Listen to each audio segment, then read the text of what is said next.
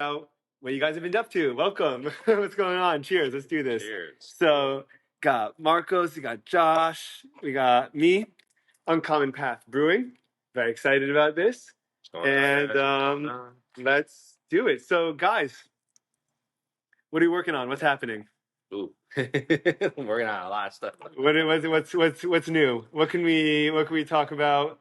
I'm gonna kind of just gonna go with it. These are just fun, long form conversations. So, Yeah, sure. Yeah. I mean, what are you working on? We're always trying to, up our IPA game as usual. Cheers. The industry still is strong on the IPA. Cheers. Mm-hmm. but yeah, we also, I don't know, we're trying to get, I don't know if it's been announced yet, but we're trying to get ready for Irie, bring some good stuff for that. Oh, Irie Jungle? Yeah, because we got invited this year, which is nice. Yeah, that's very nice. Congratulations. It's awesome. Yeah, Big names there. yeah, we'll bring some good stuff for that. That's pretty good. But yeah, between Did you that, get Oak Flower before? No. between that, just normal industry stuff, trying to just keep stuff moving. Yeah, there's so many things I want to touch on. I want to touch on starting the brewery. I want to talk about your brewing experience. I want to talk about finding your environment. I've been coming in since you guys pretty much opened up. Yeah. So Herman Dow, beering around he was here the other day. Yeah, he was here. He told me about you guys initially. He's like, "Yo, a new place just opened up called Uncommon Path," and I was like, "Yo, I'll check it out." I came and I told you this story before, but I was like, I walk in and I see a barrel aged stout on the menu the first day, and I was like, this has to be a spectacular brewery. If the first day that I'm walking in here, they opened a week ago, the first thing they have is a barrel aged stout. I knew that you guys weren't messing around. Yeah. But I feel like the vibes in the place, I feel like you guys are coming into your identity with arts and with a lot of the art, a lot of the music, a lot of the stuff that you've been adding this over time, right? Yeah. I mean, we honestly, when we built out the place, we had no idea what this would look like at all. We didn't even have a designer. We didn't have no one. We just kind of placed everything little by little as we went. Your ideas, my ideas, my wife's interest. Things we've been trying to grow on too is what's our. It's a thing. Yeah, what's if you look at invasive, right? It's invasive. If you look at orchestrated, they have the feel. If you look at tarpon, they have the feel. And so Tripping Animals has the whole mushroom animal. They do an incredible job with their marketing. The trippy theme is so much fun. Jay Wakefield was the what do you call it? Star Wars. The comic themed. Yeah, and everyone and all of them with the quality of their beer, I think the brand pushes the beer as far as the consumer is concerned. I think that a lot of people get emotionally attached. Hey, I feel like I love the art in this place, and so I'm going to go there and the beer's okay this time, but I'll keep on coming back. Yeah. And I've seen a lot of breweries go through ups and downs as they've kind of rotated through brewers, and their customer base would say or their fan base would pretty much say I know right now that they're on a down, but I love them. I've been and I feel something about there's something special about the Jay Wakefield tap room. There's something special about about visiting this kind of place with tarpons, whole vibe in that big warehouse. Yeah. I think that there's something really really organic and really authentic here that keeps things going. So. I mean, for us, I feel like it was just we've been to many tap rooms, they all more or less look at one point the same. There was that warehouse field. So I feel like both me and Josh were at one point hey, let's do something different, something uncommon. Our name kind of throws us in the whole loop of everything that's not really normal in the beer industry. So I don't know. I just wanted a place I can come, sit down, be comfortable, and have everyone come in and enjoy. But I mean, I feel. What do you guys say about that, Josh? And that was the base idea, but again, her name's Kelsey. The art rotates once a month, so she's been, that's been super helpful in trying to get this identity of all right, we're gonna be art, music, and this type of thing. Yeah. And then the record store going right there. There's a record store over here? Yeah, right next door. Connect Records just opened up about in the beginning of December. Yeah, nice. They just opened up, so they have a following there before managing Radioactive Records. They kind of split up, and then these guys opened up Connect Records, which is really dope spot. Sweet. Yeah, and then you have that coffee shop, and then you have there's another art kind of shop, right? It's over here. There's what other shop is there? There's everything around this area is all kind of like artsy or like fun. It's gonna open. Yeah, the coffee shop's gonna open. They're still permitting. There's like an arts craft bag leather goods place where they make custom leather goods. Bags, women bags, men bags, everything. A little bit of everything over there. Some art galleries here too. I mean, this is a whole new area. That's when we first came and saw this, we kind of saw where it might go. And we said, I was like, hey, I missed out on Wynwood at the beginning. I was there from the inception. Were you? Like, I saw how Wynwood grew, and when I saw this, I was like, yeah, this is pretty much the next area. I feel like it's the next area in Fort Lauderdale. Everything's built out. Downtown is already packed. Flagler Village is getting packed, and so this is the next step, I guess, in Fort Lauderdale, which is the art district. So, and what you were asking before, like, who are we, what the brand is, I feel like we're gearing, like Josh said, more on the music and the art side of things, and have people just become interested in just being here as well too. Yeah, totally. I mean, it would be really cool. I feel like something that's really missing in the world, is more of these community places where like creative types come together and just like hang out, and you have like one of these coffee shops where you have a musician, strumming on a guitar, someone bring a couple of books, and like someone else is doing work here, working remote, and like everyone kind of has like this gathering place of different kind of like individuals, and everyone comes together. COVID kind of broke that for a lot of people. Yeah, changed up like the game a lot. Yeah, and there's a place I used to go do open mics by close to Hollywood called My Mama's Records and Cafe, and it's just a little cafe shop owned by this Florida woman, super super sweet woman, and once a week they have open mics, and like everyone kind of just like piles in and gets coffee, and they sell kind of like cans of like Bud Light out the back, and and everyone just hangs out and sips wine, and everyone just does their thing. But you could see like like people are starving for that kind of community, and I think that just to make it available is such a well, they're just pushing. I mean, when it's like all this, when money comes in, the organic, the what was there, it all just kind of gets filtered out. Yeah, you have to make sure to keep it organic. You have to make sure to keep true to the roots. So where are you two guys from? So you're from Massachusetts. Yep. And moved down here in 2017. You said, how long are you in the beer game for? Ever? No. I've enjoyed beer for a while, but never muled, never did any of that. I think it was when I moved. Honestly, my place I used to work was up in Jupiter, and cool. It was just kind of going to Sybil, and I was like, I love Sybil. This is good. And then I forgot what brought me to Fort Lauderdale. I think it was Orchestrated. That's where I met Marcos. I just kind of went there like all the time too, and I don't. He just kind of popped in. And I was like, "Who's this guy that's always sniffing the glasses like he?" Yeah, like he brews beer. Literally, I know. And so the first time brewing beer was after you were already being a beer fan. Very shortly. It was. Oh shit! I don't even think I started brewing until like right around COVID. Because I needed something to do when I was home, and kind of went all in at that point. I was like, all right, what can I do? And what was your beer taste like before? And when you started, was it most homebrew? It was bad. It was IPAs, and it's just you don't know what you don't know. So it's like you spend so much time kind of just going through things, how to do things, and it's gonna sound crazy. It's so much easier to brew on a bigger system than it is to try and do the stuff at your house. Like, it sounds crazy, but why? I would believe that. It's just people are like, really, and I'm like, yeah, because it's just.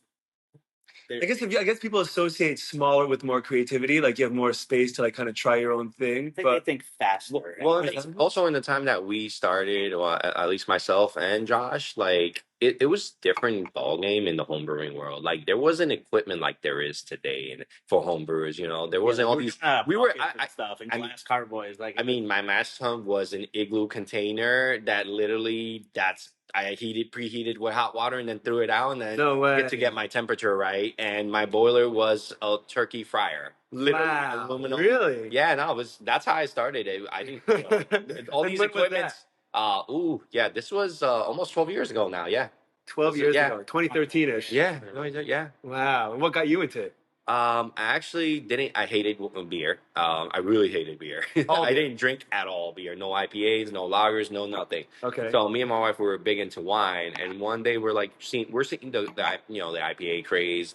Everyone was drinking beer at that time. Craft beer was coming up on every corner. Funky Little just opened, so it was like a new thing for everyone. I guess down here. How long have you lived down here for?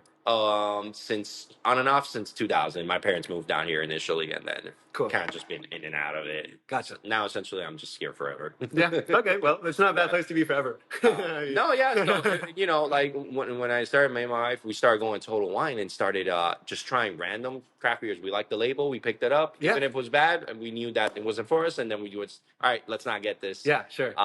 After that, we tried stouts and strong ales. That's actually what got me into beer. That's what got you. Because it was the closest thing, high ABV. It was very flavorful. Sure. And it was the closest thing to wine. I was like, okay, I can mess with this. I can mess with this. Yeah. And little by little, I just kind of jumped in. I had a neighbor that literally, he's 70 years old. Now he's 80. Wow. 80 something. And he talked to my wife one day. He just met, it was my next door neighbor, and she told him, she's like, yeah, he wants to get like this wine kit, whatever. And he's like, no. Skip on wine, go for beer. Yeah, go to beer. I've been home brewing for over 30 years. Wow. And this guy had everything. He told me, he's like, just come over one day and I'll teach you how to do it. You buy all the ingredients. And I made my first beer. It was actual porter. I was scared to death. I was like, I think everything's going to go wrong. Yeah. I didn't know what I was doing. And then little by little, he's like, hey, I have like a library of books I've been collecting for years. If you want them, they're yours. Wow. And I started reading those books left and right.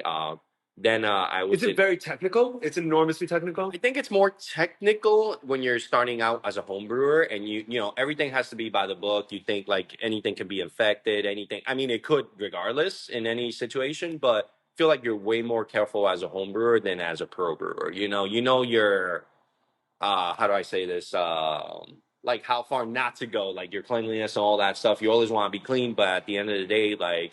It's not as crazy as homebrewers where like, oh, don't touch that. You might infect it. Like, it doesn't work like that either. But at least that's how I see it, But I don't know. It's a whole different ballgame. When you go pro, it's different. I can imagine. Yeah, it's easier, like Josh said. You have valves, you have pumps, you have all this. When you're homebrewer, man, you don't got money for anything. Like it's expensive as hell. So I can imagine. People are like, "Oh, you love beer? How come you don't try homebrewing?" And I'm like, I don't have the patience. I don't have the. Listen, the cleaning alone is like most of the part. Yeah, I can't dream of making better beer than you guys orchestrated 3 songs. I can't even imagine it. So like, what am I even doing? I'm going to spend all this time and money and effort. Guys that they make some pretty good, pretty good stuff. Like it's no one. It's not new. Like they've been doing it for 10 years. Yeah, no. These are guys that, homebrewing for a long time, they just finally got it, and that was it, But so you never find someone that just starts out a month ago and is like all of a sudden making all this crazy. Yeah. Like it takes time to learn it. It's science, it's biology, it's chemistry. It's a little bit of everything there. Yeah. And also, just your own judgment at this point.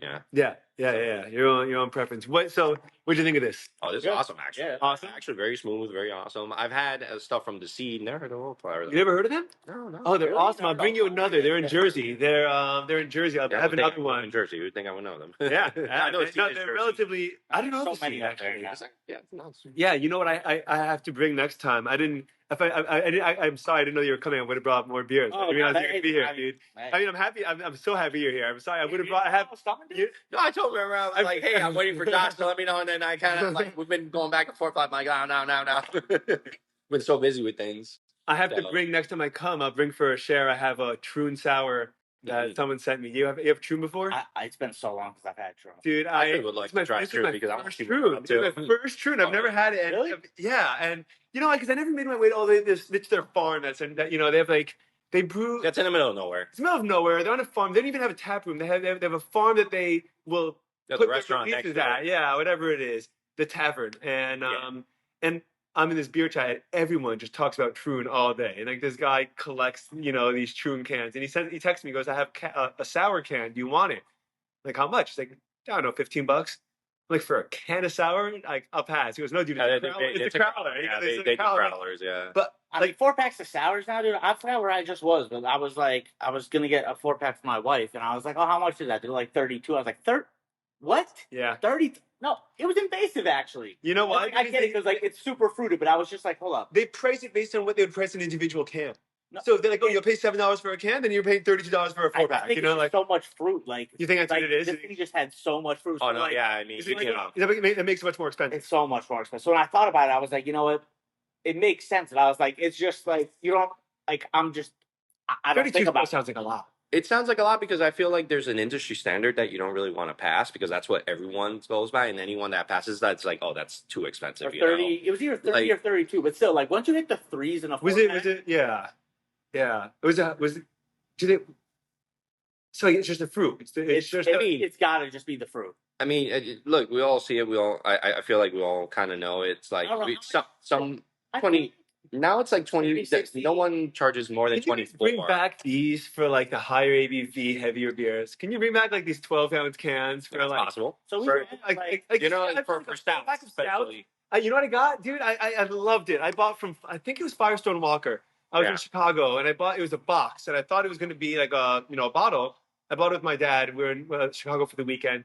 And I opened the box to pour the beer, and it's 2 12-ounce cans in this box, and it was delicious. And it was beautiful. There's a couple of people doing that. Revolution out of Chicago does that. I have a 12-ounce over the barrel aged stuff. What's this one? Monsters Ball out in California. I don't know that. Ooh, no. That's the stout. Single, like we've started just the single cans too. Yeah, that's also a great option, by the way, because it's better than the 500 milliliter bottle in my opinion. Those are great for shares, but I don't mean to buy it. Yeah, but then if you go to 375, like I feel like they're never priced appropriately. No, they're not. I know 375, like unless it's like the best Three Sons thing. Which hey, listen, if I'm paying $28 for a Three Sons bottle and someone's like, "This is good," like you're not gonna hear me. But if it's some like no name, like middle of the state, and they're like, it's $28, and someone's like, oh, I got this on Tavor. I'm like, yeah. Are you selling Tavor? No. We're too small. Yeah, you can't keep up. Interesting. Okay, and I guess this could get into the. Yeah, I'm sure. You know, we're a little baby brewery. I mean, we're still micro. We're not nano, but we're micro. Yeah. Yeah, we're closer to nano than we are more micro. But it was designed. We both, when we opened this place, we're like, why go so big and have all this stuff then versus just have rotational beers constantly? No, I love it. I think people interested, try new things, keep us interested too in brewing. People that so much here for going into distribution. That's what I wanted. From last year to this year, I wanted to talk about that, dude. I know. So distribution, I've heard, is unfortunate. I've heard. It's a numbers game. Brewers go to die, and like it's not that. It's unless you're big enough stating so much. What is this? It's our new beer. Start talking about BA. So I got Thank you. Lazy Collusion, banana, cinnamon, Thai banana. Sorry, cinnamon, a little bit of vanilla, peanut butter, maple syrup. I'm so excited. I love banana and stouts. I feel like it's a hot take for a lot of people, but you gotta do it right because if not, it gets like the Laffy Taffy smell. Incredible. I love Laffy Taffy. I love the banana. Wait, so tell me about this. So let's talk about this. So I want to hear about distro. So what I've heard, and you can tell me how wrong I am, because I'm totally fine with being wrong. I've heard that unless I know this from experience that a lot of times distro, the problem is cash flow. And a lot of times people are on the companies that pay you on terms. So you have to wait 30, 60, 90 days for the payment, but you're sending out all your beer in advance. And then you got to be able to maintain what you got for your customers. Yeah. And then I know that from my experience, for example, like I sell medical equipment, but I know that if we sell to a hospital, like we have to expect like to fight to get paid. Like we have to like call them and we have to hustle accounts payable and we have to say, listen, like, you're overdue. We can't get you more shipments so you do that. But a lot of times we need them more than they need us, as the supplier, as the little guy. And I know a lot of breweries prefer to avoid distro for that reason. Like if they're like, oh yeah, we're small and like, we need it's just like you're trying to play in a market where your scale is not at. Like for us to like, if we go out and we're like, okay, we're gonna sell a keg for X, and someone's like, well, Tripping Animals can sell this same style of beer for this, and I'm like, well, that's like we can't match that. We'll literally lose money on every keg. So it's just not only that, we're like what, like 10 times smaller than them. Like it just turns into like this numbers game where like it's just not like there's no winning. Like it's not worth it. Distro, I feel like works really well. We did it for a year. Promotional marketing purposes. If you're small, you want to do a little bit of distro, get your name out there. Not really for the money because for us there isn't at this rate at this small amount. Just to get our name out there and kind of just brings people like, hey, I tried this at this tap room or this craft beer bar, and this was awesome. Like for the price to get it out though, it's not 10 years ago, right? Like there's so much beer, like people don't even associate, like unless you're like the OG 10, like that just exist out there, like unless you're like the other halves, the tree houses, like all these like OGs, like even like the civil societies, like unless they have that, they're just going for like, all right, cool, what's a single IPA that's hazy? Like because it's just it's saturated. I feel like that, and and we're talking on times where a lot of breweries are closing for whatever reason. They are, especially down here. Everywhere. It's the whole United States. I've seen a lot of breweries just close in general. It's a scary time to be a brewery. It is, but you didn't see that back then. You guys made it through over a year, and and you guys did it when a lot of other people didn't, and you guys deserve it. I think that's a real test. Year of my life. Huh? Yeah, it's been the longest. Yeah, I could imagine. By the way, I can't imagine. You guys, it's so impressive. But I really think it's a quality. It's funny. It's funny. There's a guy you may have met. I'm not sure if you guys have met. He's you call him Lubavitch. It's a sect of Judaism. This guy's got a big beard and short hair. And they don't cut their beards. A lot of Jews will not cut their beards. I feel like that's most of my neighborhood. Like because they all because I maybe like driving to places and stuff like that. Like they all they walk everywhere in my neighborhood. Like they're well, on Saturdays in particular. Yes, that's right. Saturdays we don't drive. We don't do electricity. We don't do anything. No phones, no nothing. That's I can't call my landlord on Saturday because oh really? I mean, we could. He just won't answer. He's like. I try not to. So this guy goes back and forth. So this guy goes, and then and it's the whole story of the that particular sect of the religion is irrelevant. But he's come in here a bunch and brought back a lot of your beer to. I know who you're talking about. Yes, I've actually talked to him. There you go. Times. Yes, Mendel. Yes, Mendel. Yes, Mendel. Yes. And so he's brought of course. So he's brought your beers to my buddies in New York. And everyone, and I've brought them back, and everyone's been like, "What is this place? This is awesome." And so that's almost better than distribution. It is. Because I'd rather have someone say like, "Hey, you have extra? Can I take this 4-pack?" Like I'd rather I tell everyone I know 4-pack to go share it than lose $9 on a slim to a bar where they're not going to do anything for our name. Yes. They're just and that's where it's like You know who did a lot of that when I went to Rip. I missed them. What do you call it? Right around the corner of Sistrunk.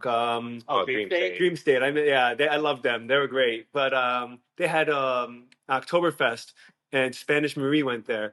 And the guy there, I think his name was Mario, kept on just handing out cans to anyone that was going by. Yeah. And I was like, this is awesome. It was the best marketing that you can do. You go to a festival, you go to an event, and you just have cans of your favorite beer that that everyone will love, and you just say, hey, you like it? Take a can, bring it home, tell your wife about it. Usually tell your friends about it. In festivals, we have people at the very end. They're like, "Hey, can we get a can?" And I'm like, "Just follow us." That's the thing. It's anything. It's any kind of because at beer festivals, come on, we've all been there. By hour 2, everyone's hammered. You're just looking for whatever, and it's just all right, cool. You don't even know what's what at that point. If it tastes good, great. Yeah, but it's marketing though. That's what you want. It's all gonna come down to what's local. If you're gonna serve if people are gonna survive again, unless they're like the big ones, like the Bottle Logics, like the Troons, like Yeah. unless you're unless you're it's the people coming in. Like it's got to be It's your tap room. Yeah, it's a tap room. It's got to be a 50-mile radius. Like it's got to be 50 miles. Like there's just no other way to chalk it up anymore. Yeah. Well, I think you guys, I think you guys are doing it. You know, from what it looks like from the outside. When it looks like from the outside looking in, it looks like it. And a lot of times when you're in the inside looking out, it's hard to tell. But as a observer and as a fan, I can tell you that that I think just keep trucking. You know, just keep trucking. That's what we're doing. So the distro. So you how did you get started? I know you guys did a lot around the world, right? You did global distro. So we still do a bunch of global, and I'll be honest, global's nicer because it pays. Like it sounds crazy, but it pays more, and they pay to ship it, and it's easier, I would say. And where have you dealt with? What countries? UK, China, and Netherlands so far. Gotcha. Right now. You know, I think Greece has really been into the beer game. I don't know if you've heard anything about that. I have. I went for my honeymoon a couple of years ago, and while we were there, we went to we were in Santorini, and they had 3 breweries on the island, and I was like, "What's going on?" They're like, they got a lot of hops from Germany, a lot of hops from New Zealand. New Zealand actually, yeah, that's true. You know, and they're just like. And people have been loving it, and they've had like I mean, you go to Europe, all you're really hoping for is a solid Belgian, for the most part, maybe a couple of lagers, but like they were getting barrel aged stouts, they were getting good, they were getting nice haze. They were. I didn't think Greece would be one of those countries. I don't like Spain. By the way, they're broke as hell. I mean, I didn't think the Netherlands was going to be. Netherlands are like consuming in stouts and IPAs. Really, that's really bad. It's crazy. What kind of IPAs do they get? New England. They want New England. They want New England. They want New England. Yeah. They want barrel aged stouts. Yeah. That's what they really. Want. Yeah. God bless. It didn't make any sense when they were doing the order. I'm like, they want how many? They got maybe one lager, and that was it. They're like, we have plenty of lagers. We don't need it. Yeah. Well, I guess you're filling what they don't have there. Yeah. I mean, also, I know, like, some of the maltsters too are mostly in the United States. There's obviously in Europe. There's the traditional maltsters that have been around for forever. For traditional beers, we use European. We use European malt. Yeah, for our lagers, we use strictly European malt. Do you have to source them from there, or you can source them here? No, I can. So we can source them here. Yeah, but like in the United States, like it's not cheap either. It's why all the New York breweries that use New York grain have like a specifically like opaquely white, because like that's what they get. Well, they have the Farm Act too in New York, where actually if you get a deduction too on your taxes and stuff, where you buy grain in the same state, you're providing help to farmers too. Yeah, sure. So it's kind of like a whole cycle that they've gone through. That's awesome. So it works out. I know a lot of breweries in New York use New York malt, like Hudson Valley is one of them. Yeah. That they always say, hey, using New York malt. Yeah. New York grown malt, state malt or something. So that's always cool because you're helping your local farmer. Sure. You're also introducing leftover grain for cattle or anything, any farmlands that they can introduce it back into the land and regrow that grain again. That's awesome. So it's kind of like it's a really nice thing to have. Unfortunately, we live in Florida where it's too hot. Maybe some of these things don't grow. So. Right.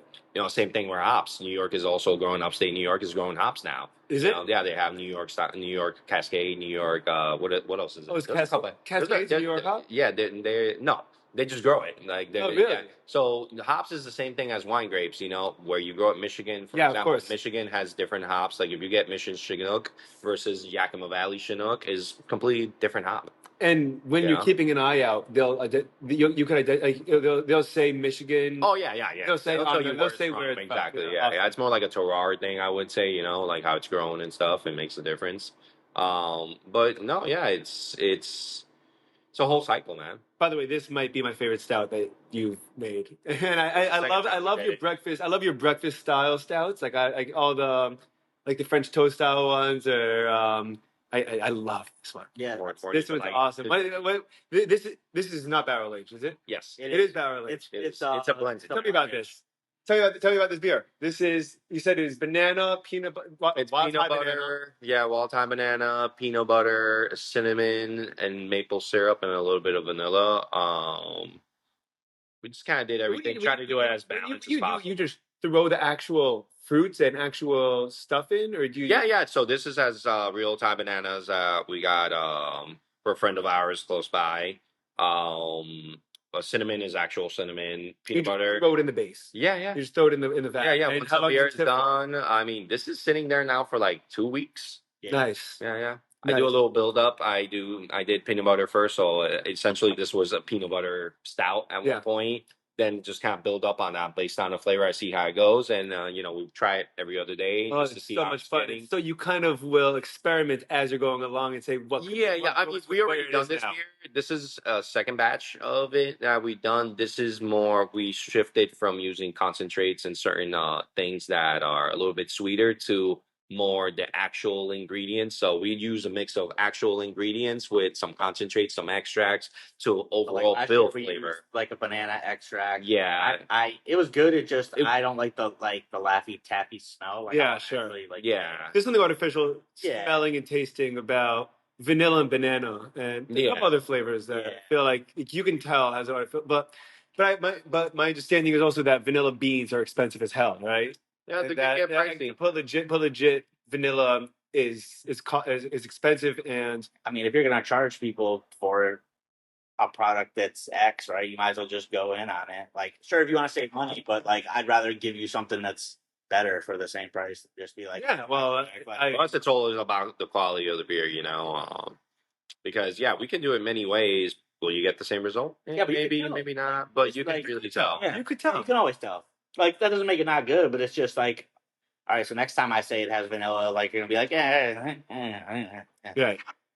So Distro International has been a pleasant experience. Something you'll keep on doing. It's a growing thing. We've done already 2 times UK. They really love it out there. We just did Netherlands recently for the first time.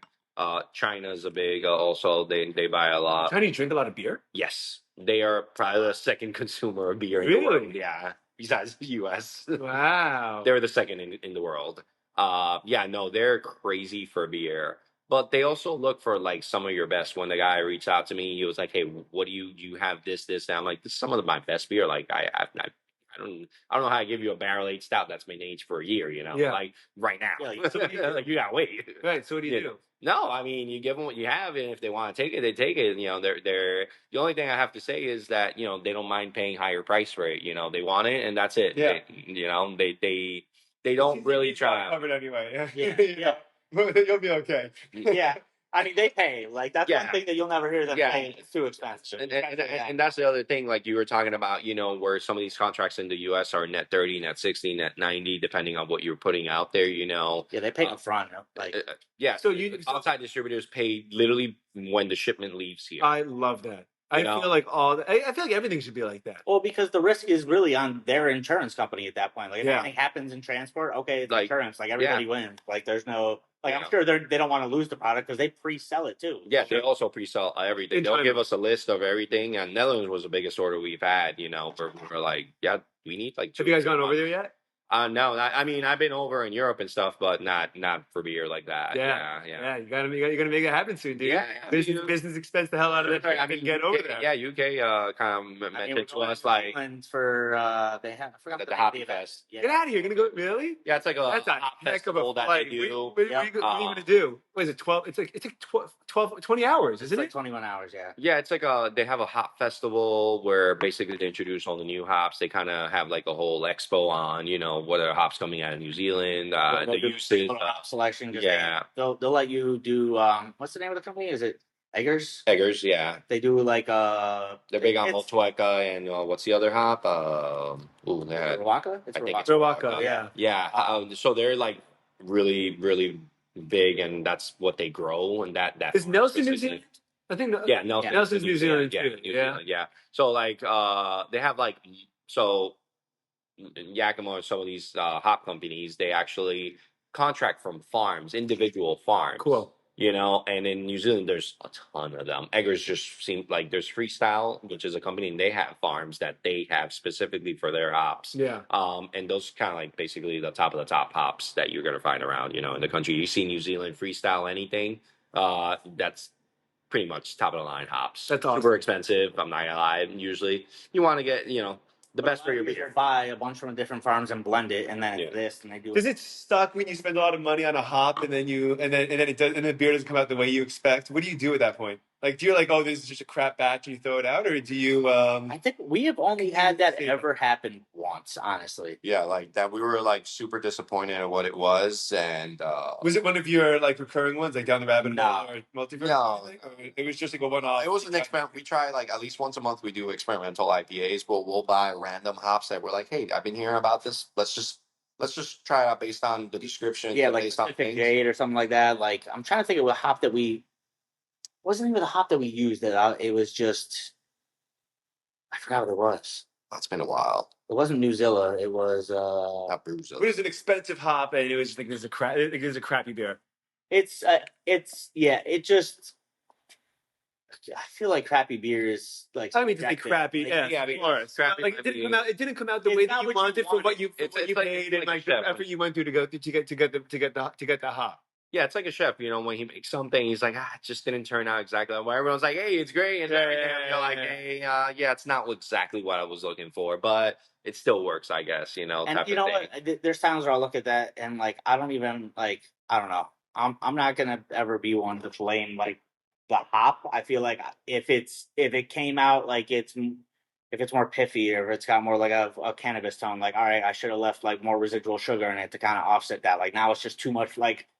If it's new, you're just running the risk of like either not doing enough or knowing the hop or tasting the hop enough, and like that kind of falls on us at a point. Like it's great if it works, but like at the end of the day, like we gotta.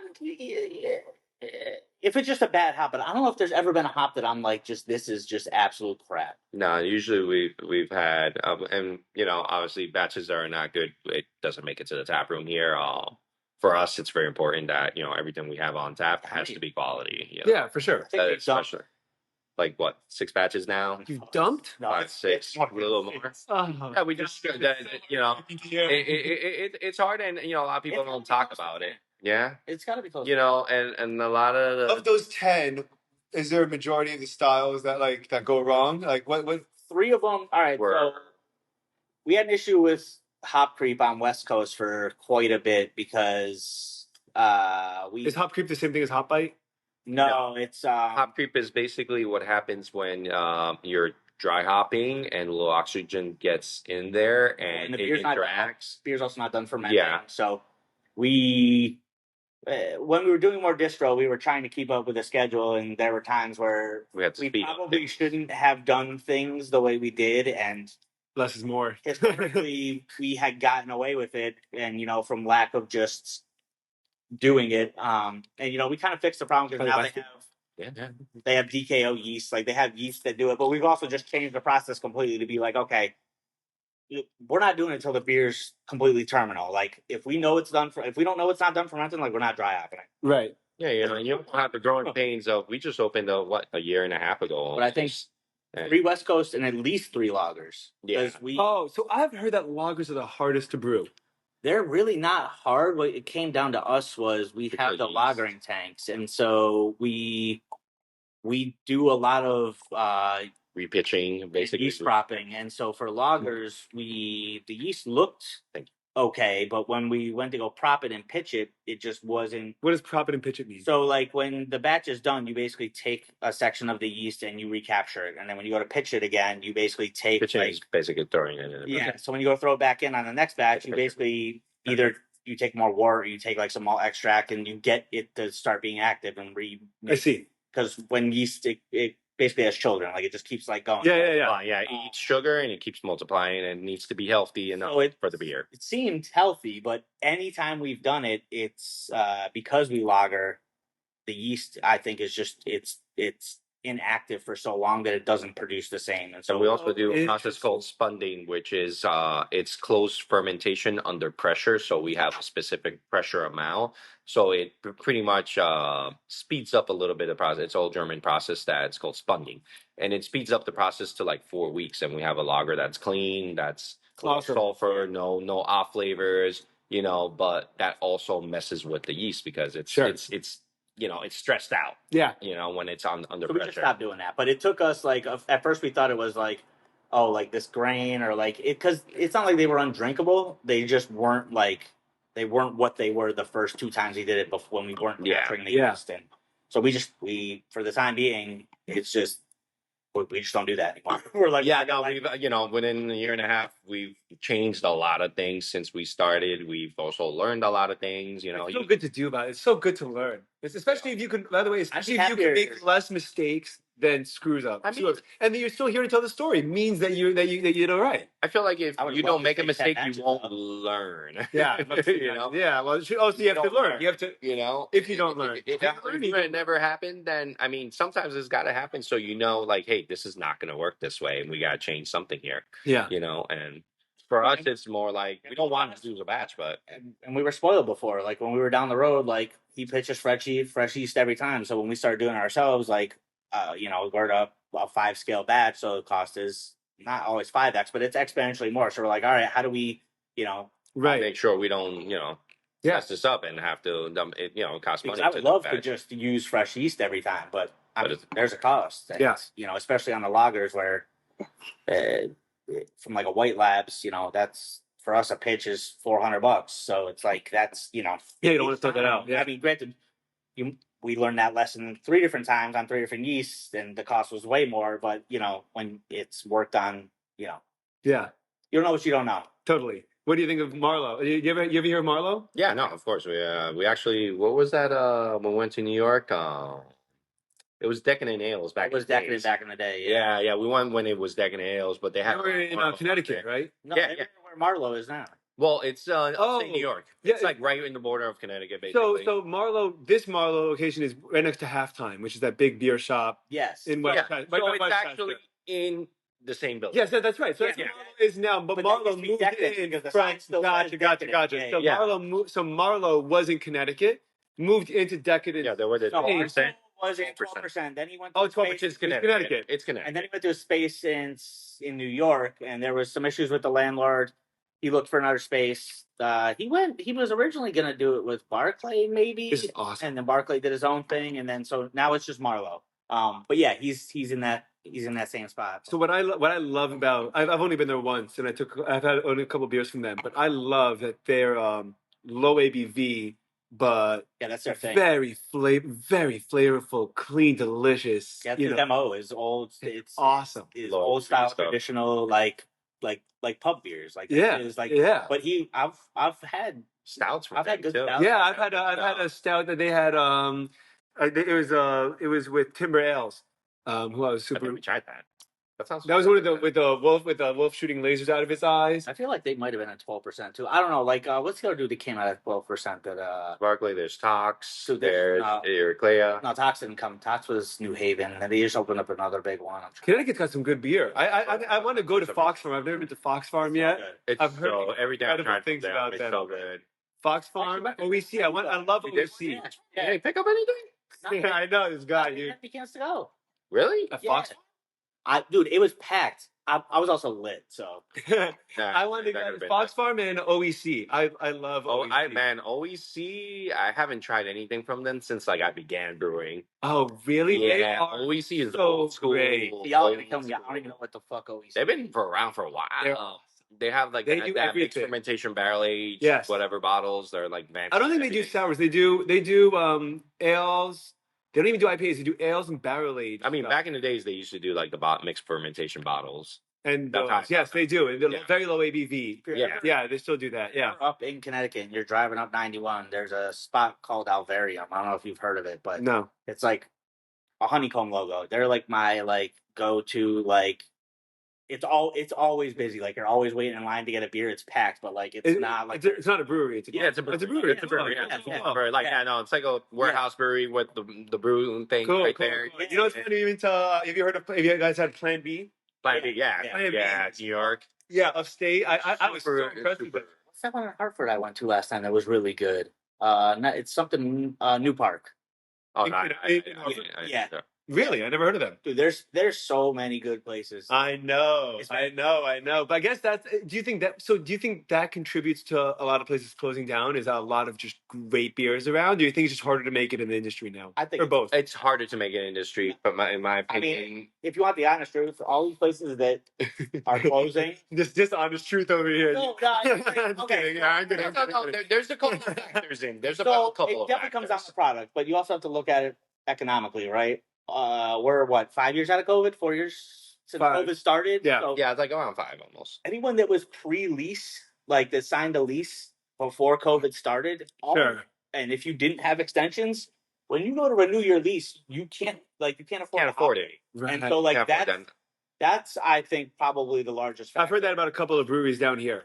I've heard that about a couple of the guys that closed in the last year. That it was just it's the market. Where it's starting to turn. Like you really got to look at it from that standpoint. Like if you, I think Treehouse owns all their land. They might. I'm sure they. I think they own the buildings. I mean, they have a whole bunch of like that's their, and that's. But they got. I'm not gonna say lucky. They were super methodical in like how they did things. Like their Sturbridge location, like when they went there, they worked with the city. They got a huge grant for that facility. So Equilibrium did too. So it's like, again, we're not in those days anymore. But like you can't guarantee economic prosperity by just putting a brewery there. Where 10 years ago, Treehouse could do that. So it's like those days of it are gone, and like that's just I don't want to say blind luck, but you got like. It was a way different time. Well, you guys did the same thing. I mean, you locked in here before this place popped. In 10 years from now, this place is going to be a different universe. I mean, Josh, the whole thing. I've heard about these apartments coming up for about a year now, and shops are opening up around here. But you can't. I don't like. Maybe in 10 years, call it blind luck. But like we did. It's a 4-year with 4-year extensions, and we're at a 1% max. So we go up 1% for 16 years. Awesome. Yeah. Awesome. It's we only did that because of COVID. Yeah. Because when you're trying to look for spaces, and every time you go look at it again and talk to the landlord, the rent goes up $2 a foot. You're like, there's no way. Like you might not plan on being open like once your first lease term. And I feel like, again, this isn't everybody. I'm sure market saturation, product, cost of grain, but your biggest expense is always going to be rent. So like if your rent triples, you got to look at it and go, all right, well, what am I making money now? I'm not going to make it. So do I, how long do you kick the can down the road? Yeah. It's just like, or you're just like, all right, I like the equipment's all paid off. Like we had a good run, like take a couple $100,000 and be out. Like, and that's. Also, we live in a weird time where, craft beer is not the same as it used to be. Seltzers, THC drinks are coming out now, and that seems to be taking over somewhat in the drinking. I think, because I was actually just talking about this earlier. I did a different podcast like an hour and a half ago, and we were talking about how people are drinking less alcohol now, smoking a lot more weed, and just like the whole alcohol phase. I think COVID. Like during COVID, alcohol was just flying off the shelves. Oh, people were bored. Everyone wanted to drink. Alcohol I drank in 2020, it was out of a disgusting, dude. I honestly think we're coming back around. Like if you want to look at it, because I thought, and again, we've only been open for 2 years, but you look at dry January, and anyone you talk to, this January's been busier than the last 3 years. Yeah, people are drinking this January. And but I think that overall consumption is down. Also, I think that there's less demand for the heavy beers like they used to be. Like the double IPAs that were 9-10% or 8. That very a session because people kept on asking us, "Can you make something that's low ABV?" And we have a session in New England just because of that. I think it comes to ABV, and I think bigger beers are more expensive as we go into a time where. And health, and health. I mean, I think it's health and economics, but again, health is always going to take a backseat to economics, right? Like if it's I don't eat or I eat organic meat, right? Like you're going to eat. Yeah, right? Of course. And I'm not saying in any way, shape, or form that like I need alcohol, but like if someone's making the decision, right, it's always going to be a $6 beer versus a $10 beer if they're going to get the beer. And so to do that, like maybe they want one or two. It's lighter ABV for their health. They get, it's a win-win.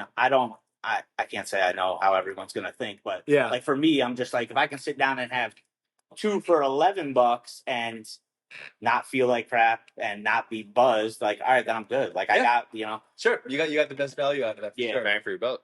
How did you guys decide to start making such strong sours? Because you're some of the only, I think you're some of the only people I know who's consistently, your sours are always above 9% or 8 or 9%. Usually they're usually like 5 or 6. I guess I'm scared shitless, honestly.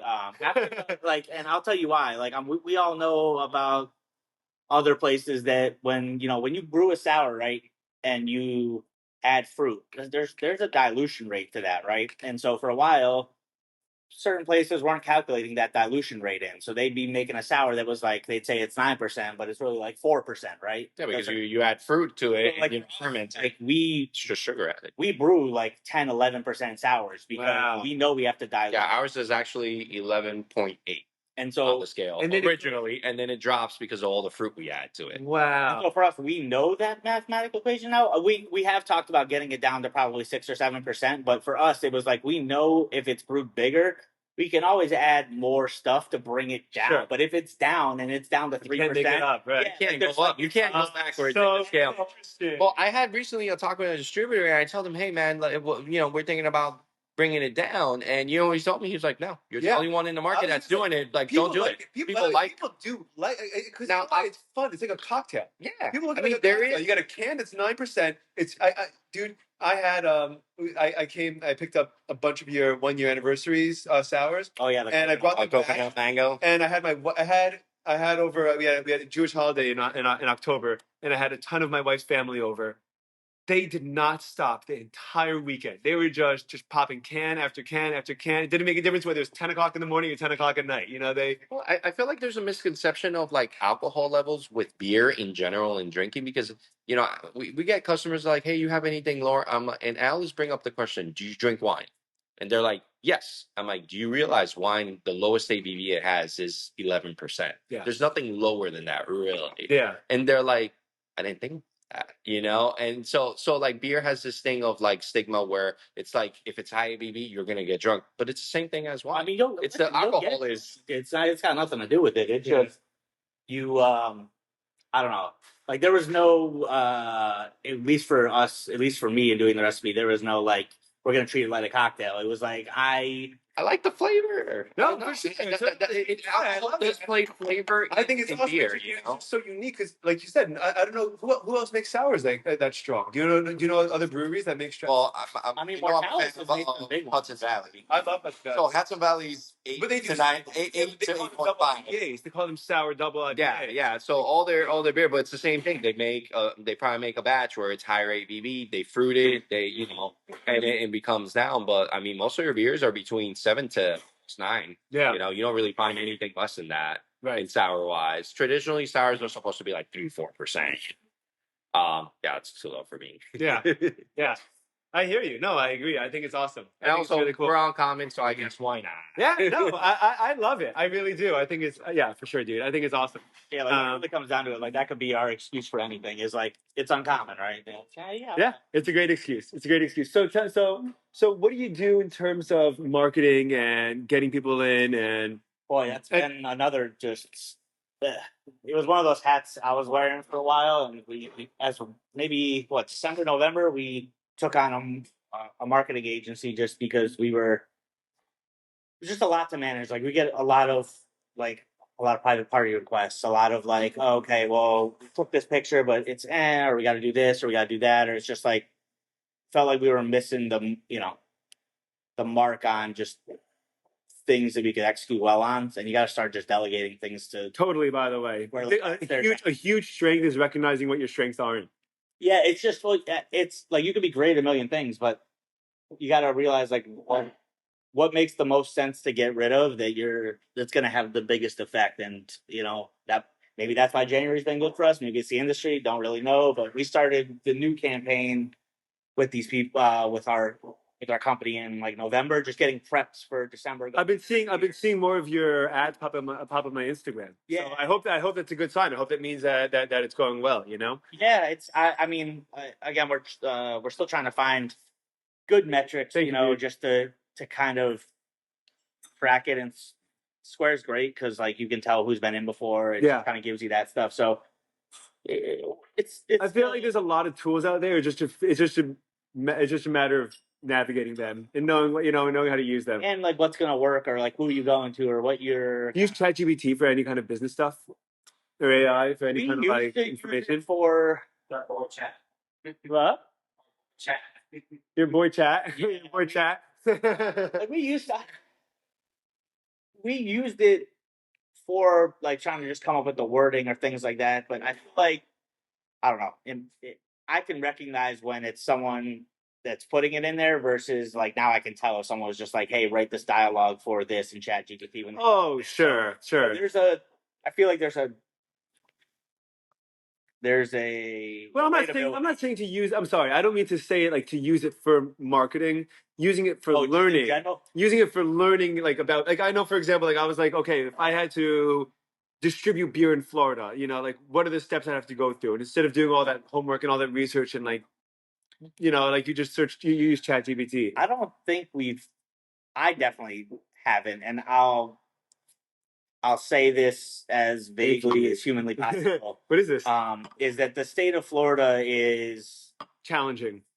They are just at the rate that the state is growing, it's always ever changing. And so for us, anything license wise, like every time we have an audit, something's changed. So it's just I would. It's hard to do. It's just it's not it's just not easy to keep up. And like if it changes, like what the law or what the statute might say might be so vague, and it's left up to your local people to really decide. And so it's it makes it really hard. Right. That's just It's just where you live. That's circumstantial. Yeah. But for us, like it's just, and even like the demographics and things like that. Just like, well, who do I market this to, or this, that, and the other. Yeah, that's also complicated. But it's what's cool is, and there's a whole. I mean, because I most of my small business, family business. I work with my dad, and we pay for ads on Google. We don't. It's medical equipment, so it's not a lot of Instagram, TikTok, whatever, because these aren't doctors that are shopping on there. Exactly, right? But a huge thing that we have that I had to deal with is called negative keywords, which is terms to not pop up for when people are looking up beer. For example, like if you're like, someone's looking for, if someone calls me and goes, hey, I need to know how to use this ultrasound machine. I just wasted X amount of dollars on a click for someone to call me about something that I don't offer. Yeah. Right. And so I have to tell the guy, I put in the negative keyword for me not to show up. Yeah. Under that. Yeah, exactly. Yeah, and like, I don't want ultrasound education. I don't want to be there for. I only want to be associated with the words buy. I only want to be associated with the words, purchase, with the whatever. And you're able to control the demographic that you're marketing to down to a T, down to gender, down to age, down to zip code, down to all this stuff. And so a lot of the marketing, you could be like, listen, I know that most of the people that walk in are men between the age of 30 and 60, and the females are between the age of 22 and 30, and so I only want to pop up on their things. Like, you can do that. I mean? It's really, really, really cool. What is this? I have no idea. I'm gonna guess the West Coast idea. It's a sour. It's a sour? It's a sour. It smells like a sour. Lemon meringue pie sour. Oh, this is your new the new artwork. Yeah. We did a collab with this group called Avenue of the Arts Festival. So this is our second year doing this, and was the hibiscus lager with them, right? Yeah, the hibiscus lager was the first one with them last year. It's ongoing collaboration every single year. Hopefully, we'll continue to do it. But these are the kind of things that we want to kind of do, not just brewery collaborations, but other entities. Could be from clothes, could be from down the whole other road of for us to figure out, at least in the last year, what do we want to? This is gonna sound weird to just say it without going into it, but like, what are we, right? Yeah. Are we a brewery or are we a restaurant? And honestly, we have to stay relevant, to get people in the door. We have to pivot hard towards food, just like we're getting liquor, just like because it's just craft beer is changing so much now, where it's no longer just having a brewery too. Yeah, back in the days used to be you could just have a brewery and that's it. Everyone you're gonna sell out, have the lines, have everything. All that's gone. I feel like this time. Yeah, so District 96. Yeah, I love them. Yeah, they're the Burger Loft. They're the Burger Loft. That's I mean, their burgers are fire. Other half is just dedicated to restaurant. But the brewery world knows them as District 96, and they make their business and they make their money as a restaurant, as the Burger Loft. You go to the you scan their QR code, it takes you to the Burger Loft. That's all local now, right? It's just like but people know District 96. People know the name. People know the beer. They know District 96, but if someone's gonna come, like they'll say, "Hey, you live down the road. Oh, I'm going to get a burger. Pick this up." Like, you have to have a way to get local people in the door to even get the stuff, right? Or you're just turning into a place that like people are going to grab a bunch of 4-packs, but you go grab 4-packs and now you have a burger. Well, guess what? You just doubled the amount of money you were going to buy off one person coming in. And so like that's really where it comes down. Especially as you said, like if people aren't drinking more and someone's if someone's coming in and just like. I mean, we get so many just families, like we have a lot of families that come. They dine. Family-friendly environment. Yeah. We try to make it family. We both have kids. Josh has 3. I have 1. And nice, dude. Good for you, man. he was done fast. Yeah, no. Still in the works. Be that fast. How old are they? 5. One just turned 3, and one's 10 months. Oh shit, dude! First of all, congratulations. I don't know how you're functioning, man. Yeah, dude, so I was when my son was born, dude, I didn't sleep for the first 6 months. I was miserable. Do you want to smoke sour? Yeah. What? No, I'd say, did you want something else besides that? I thought it was Westy, but you want the Westy? The Westy's right here. Sophia, can you give me a little? So yeah, it's like for listen. I'll say one thing on the kids, and that's my wife's a saint because I still have to like do my day job. And sure. And then I'm gone 15 hours a day, so that's my sister just had a 3rd kid under 3. Sorry, under 4. And I'm like, that you guys are going to be just putting out, your life is just going to be on an emergency mode constantly. Like that's what it is now. It's just honestly the first 2 years are really again they're 5'3", but like once they're independent, like they're just like they're just cool little people. Like now they want to like do stuff like and sure they are still going to get hurt and like all right you can't really drive the forklift or like you can't, but like it's if you controlling bowel movements is like where it gets good. Like once you stop shitting yourself, like all right, it's totally. They give you best buddies after that. Yeah. So not to cut you off. Did you want to smoke one or I'm stepping outside and? I'm down to. I thought it was cool. If you're down, I'm down. Go outside a little bit. It's nice and chilly out there. Yeah, I don't. Yeah, let's move it over. Yeah. All right, I'm gonna pause it while we left off. Kids, love kids, dude, love kids. Dude. We can pivot on kids. You can pivot from kids if you want. Sure, dude. I think we got there because of the because of the family friendly environment over here. So the restaurant. So you guys. So are you gonna change up the responsibilities and kind of switch up like who's running restaurant, who's running brewery point, or? I feel like we do a little bit of everything.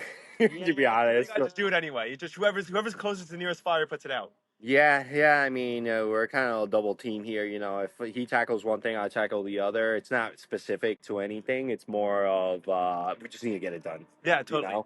And if I'm available, I'm usually here full time. Josh has a day job, so it's a little bit difficult for him to sometimes be. What else do you do, Josh? Available here. You don't have to say what company if you don't want. No, so I work. I'm like a database engineer for one company. I also own an IT company, so there's just a lot of. Got 3 kids and you live in Boca, dude. you gotta work. You gotta take a lot of jobs. It's daycare, man.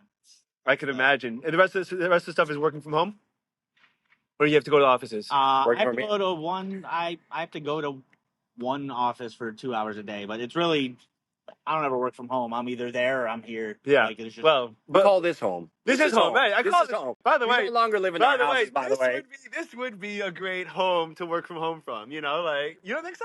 I mean, let me tell you something. There are much more cramped, smaller places that you guys. Hours. That could be it too. But your office becomes, dude. Growing up, my dad always had his own little business. He always. His office was like his safe space, his home, like his safe space. He was whenever he was overwhelmed with life and bills and too much shit going on. Like I have 5 siblings, and like that walk in the house and be like, why are there so many people in here? And you just like walk back out and be like, okay, I gotta get back to the office. Like it was good. I mean, I think everyone. That was one thing actually I'm thinking about because I work from home too, and I do the podcast, I teach, and I do sales, and I'm like, I need to get a place to like go. I need I need a like I can't be like a man cave place. I can't be in my living room. I can't be in my living room for 15 hours. For 15 hours. Well, imagine being that here. Yeah, but you can walk around. You got space. You got room. You go inside, outside. I mean, you guys don't have neighbors. If you have neighbors, that's more fun. You pop in between. Yeah, but like you saw the dude. Like as soon as you got here, like there was a vendor here. Like there's a health inspection. Like there's literally always someone walking in the door. Like that's just pulling you away from anything else that you're doing. Right, I hear. So your attention's constantly required. Yeah, I mean, we lock the doors on purpose so people don't even try to come in. Yeah. Well, I remember I used to come in here at like 1, 2 o'clock, and then you'd be like, "Yo, we're not open, but I'll pour you a beer." You're like, "Yeah, well, I'll take it." But it just turns into I didn't. So I wanted to. So I had a friend. I told you the story I think months ago, but I had a friend that came to my house. My dad came to visit the week I moved in. I sold one house. I moved into another, and my parents were there for the first weekend. They wanted to see the place. My friend walks in. My dad and I are sharing it's Equilibrium beer. It's called Amalgamation. It was I've had Amalgamation. Yeah, so it was the newest batch that they've had. Blend barley wine and stout. And my dad goes, and my friend comes in, and my friend loves to drink, but he's not a craft beer drinker, right? He likes Bud Light. He'll occasionally drink, strong IPAs. He'll like a double or triple, like, just to get trashed. But he doesn't really care for the beer taste, right? So he doesn't like stouts at all. So my dad's like, hey man, you want to try one of these beers? And he holds up the fancy looking bottle. And my friend is like, oh, you mean the beers that taste like soy sauce, dude? No thanks, man. And then he just, and I got offended, and my dad got offended, like we didn't talk. I'm just kidding, we talked about it. It's an acquired taste for stouts. Not everyone drinks stouts. But you told me, but you mentioned to me that something actually could happen to make the beer taste like soy sauce. It's oxygen. It's oxygen. It's, when you see that, I feel like that soy sauce flavor, and and sometimes it might be an ingredient. I know you said you don't want to share a cigar, but I'm not lighting a cigar. You can get over yourself. Yeah, right. They show everything at this point in our lives. It's beautiful, guys. That's beautiful. The only thing we don't share. Nothing says healthy like no boundaries. I mean, if he's sick, I'm sick already, dog. Yeah, there you go. So it's oxygen. How does that work? So basically, barrel aged works is a slow, controlled oxygenation. The a lot of breweries, what they do is they end up like every so often top off. You have what's called angel share, which basically is evaporation of the beer sitting in the barrel. Mm-hmm. So you lose. I've heard that with Jack Daniels, I think. Or who's that? Yeah. I mean, that's really where it comes from. It's from whiskey. A lot of times when it sits for so long, you have an evaporation level. They sit at room temperature, so right. It's not like you're cooling or anything. So you get a lot of that too. So once in a while you have to top off. But basically, barrel aging is basically a slow control of oxygenation going into the beer. Like your beer is getting oxygen little by little. And you don't want that. Oxygen impacts the taste. A certain amount. You don't want it to a point where it turns the beer bad. Usually when we pop a barrel, we can tell we're like, hey, listen, this is a little bit more oxygenated. Some other ones. When it's topped off, there's no oxygen going. It's just pure liquid and getting. Is that good or bad? If it's topped off. If there's no oxygen in it. If there's no, I mean, you can taste it. It's purely a taste thing. We'll never know. You can have the same exact barrel with the same exact beer and have 2 different flavors on the beer. Right. So each barrel, even though it's the same exact barrel coming from the same batch. That's so when you guys make, for example, like Down the Rabbit Hole has a bunch of batches already, right? Or Multiverse or Triverse. Yeah. Let's say Down the Rabbit Hole. 2 or 3 or whatever it is. Do you let's say Down the Rabbit Hole. You're not changing up the recipe, are you? No. It's just another batch of the same beer in the same recipe. Hold on. So when you look at a recipe, right, the ingredients are all going to taste the same. But as we do things, really the main thing that we're changing is temperature. So batch 1 and the mash. Yeah.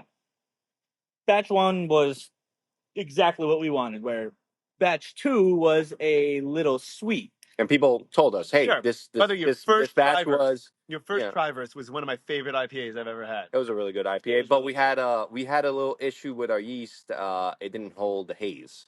I don't know if you noticed that our first Tryverse ever released was actually almost translucent. But that was I from the don't- yeast I don't manufacturer, remember. and it was Yeah, a new strain of yeast, and they had an issue with it. There was a recall. But it was so good though. It was good. It just- It was a great beer. I loved it. It was a great beer. Just not exactly like we wanted the haze. We wanted the You haze. wanted to the be haze. You know, it looked like a West Coast, but it was really a New England. Sure. I mean, it didn't taste like it didn't taste anything like a West Coast. No. Oh no. I mean, look, New England's are just a byproduct of yeast and hops. You know, Right. that's really what it is. And when he says, you know, when you're asking about like how does it change from batch to batch, you know, occasionally every single time we make a beer, it's a learning curve. You know, you learn as you go. Yeah. So each time we make a batch, we discover maybe something new that we're like, hey, listen, maybe we might try this. Or we hear from a friend that like, hey, I did this. Yeah, why not? Let's try it out. See if it betters the beer or something like that. Cool. Then the other difference is really the hops. You know, unless your contract, So you will change the hops. no, it's not Year. changing the hop. Like hop year. So hop year changes Yeah, it's like with wine. differently every single year. You Yeah. know, some hops, certain years have stronger oil content, and some hops other have less of an oil content. So it will change somewhat the beer flavor. So that I have to say, you know, Anheuser-Busch, Yeah. I have to tell them they're on point. It is very hard to consistently make exactly the same. Dude, beer I'm bringing my friend by. I'm bringing my friend by in 2 days. He just got He just got laid off. He was a brewer at Elysian, in Seattle, and they just closed that tap room that he was in. Yeah. And Space Dust, baby. Space Dust, dude. I'm bringing him by. IBUs. My buddy Sam. You guys will love him. Just to meet, just because I want him to have some of the. He's coming to. He hasn't been in South Florida in probably 15 years. So he's lucky. So I'm gonna. So I was gonna bring him by anyway, but yeah, that's for us. Like, it's definitely.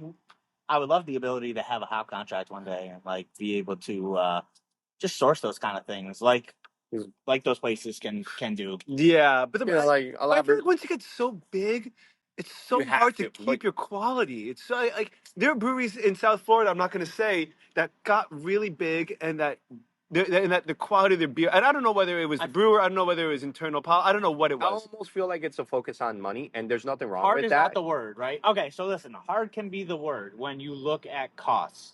Eventually, it doesn't matter who you are, what you're doing. You know, I can probably name on my maybe two hands the amount of places that they're okay with adjusting their price strictly based on maintaining the quality. And that's tough to do because you do sales. It doesn't, when people are used. That's not a bad thing, by the way, though, is it? It's not that it's bad. It's just that's not the standard, right? When someone expects a price for something, just because Cold Snap is different this year doesn't mean that Sam Adams gets to up their price, right? So, yeah, but you're not talking Sam Adams. You're talking your local places. We're giving them that to a consumer. Like the average consumer is not who we're like. Yeah, that's who's coming in to buy food. So I can't say, hey, listen, last time you came in, this Mexican lager was $6 a pour. Well, now it's $7. You know, that's only $1, but you're expecting some sort of consistency, right? Well, we also live in a world where beer is considered to be a little bit on the cheaper end of things. You know, wine goes drastically wild. You know, where it's like there is no real price to it. It's only real unless you're willing to pay for it. With beer, I feel like a lot of people have this, this whole thing of like, oh, it's $10. That's when I tell people I pay $30-$40 for a bottle of a stout, their jaw hits the floor. I mean, they're like, "What are you doing?" And I'm like, "Well, you gotta." I was like, "It's a wine. I mean, it's barrel aged and it's treated and it's got these ingredients and like you pay $80 for a 4-year-old bourbon, from Kentucky without a problem. There's a craft behind that. It takes time. It takes money, holding storage, everything. What people say is that, and I would tend to agree, is that I'm more inclined to pay more for harder alcohol because I could keep it for a longer period of time. Well, and I mean, there's a difference on that, yeah. Yeah. No, I was gonna say you got to start to think about like. This is where having liquidity and being able to do just general market research on data, like having the people that can tell you, right, people are okay paying X amount for this. And if you know that, right, then maybe you don't sell even a $3.75 in a stout, because you know the cost price is just outside what people would feel okay. So then you do it in the mini cans, but then it's just like there's so. Yeah. So now it's time to go back full circle. Let's go. 12-ounce stouts. Okay. Okay. What do we have to do to get you guys to do 12-ounce cans? Here's what I want to know. I mean, nothing really. Yeah. Four packs of barrel aged and regular stouts, 12-ounce cans. You charge $5 a can or $6 a can. Is that worth it for you guys? No. Charge $20 for a 4-pack of a 12-ounce stout. 25. That's $20. That's 48 ounces. That's quite. Yeah, that's way under. Yeah. So what would you have to be to sell a 4? So like if we were going conscious, I mean, you got to think about it this way, like a bottle. Ounces are in a 500 ml. Let's say 500 ml is 16.9. Okay, right, so that's the same as the 16 ounce. The 0.9 is the headspace that you have inside that bottle. So okay, ready? So you go 1 for 1, a 16-ounce can versus a bottle. We have our 16-ounce cans at 22, where a bottle we would do 28. Yeah. So you break that down. I mean, maybe 8-ounce cans are the way to go.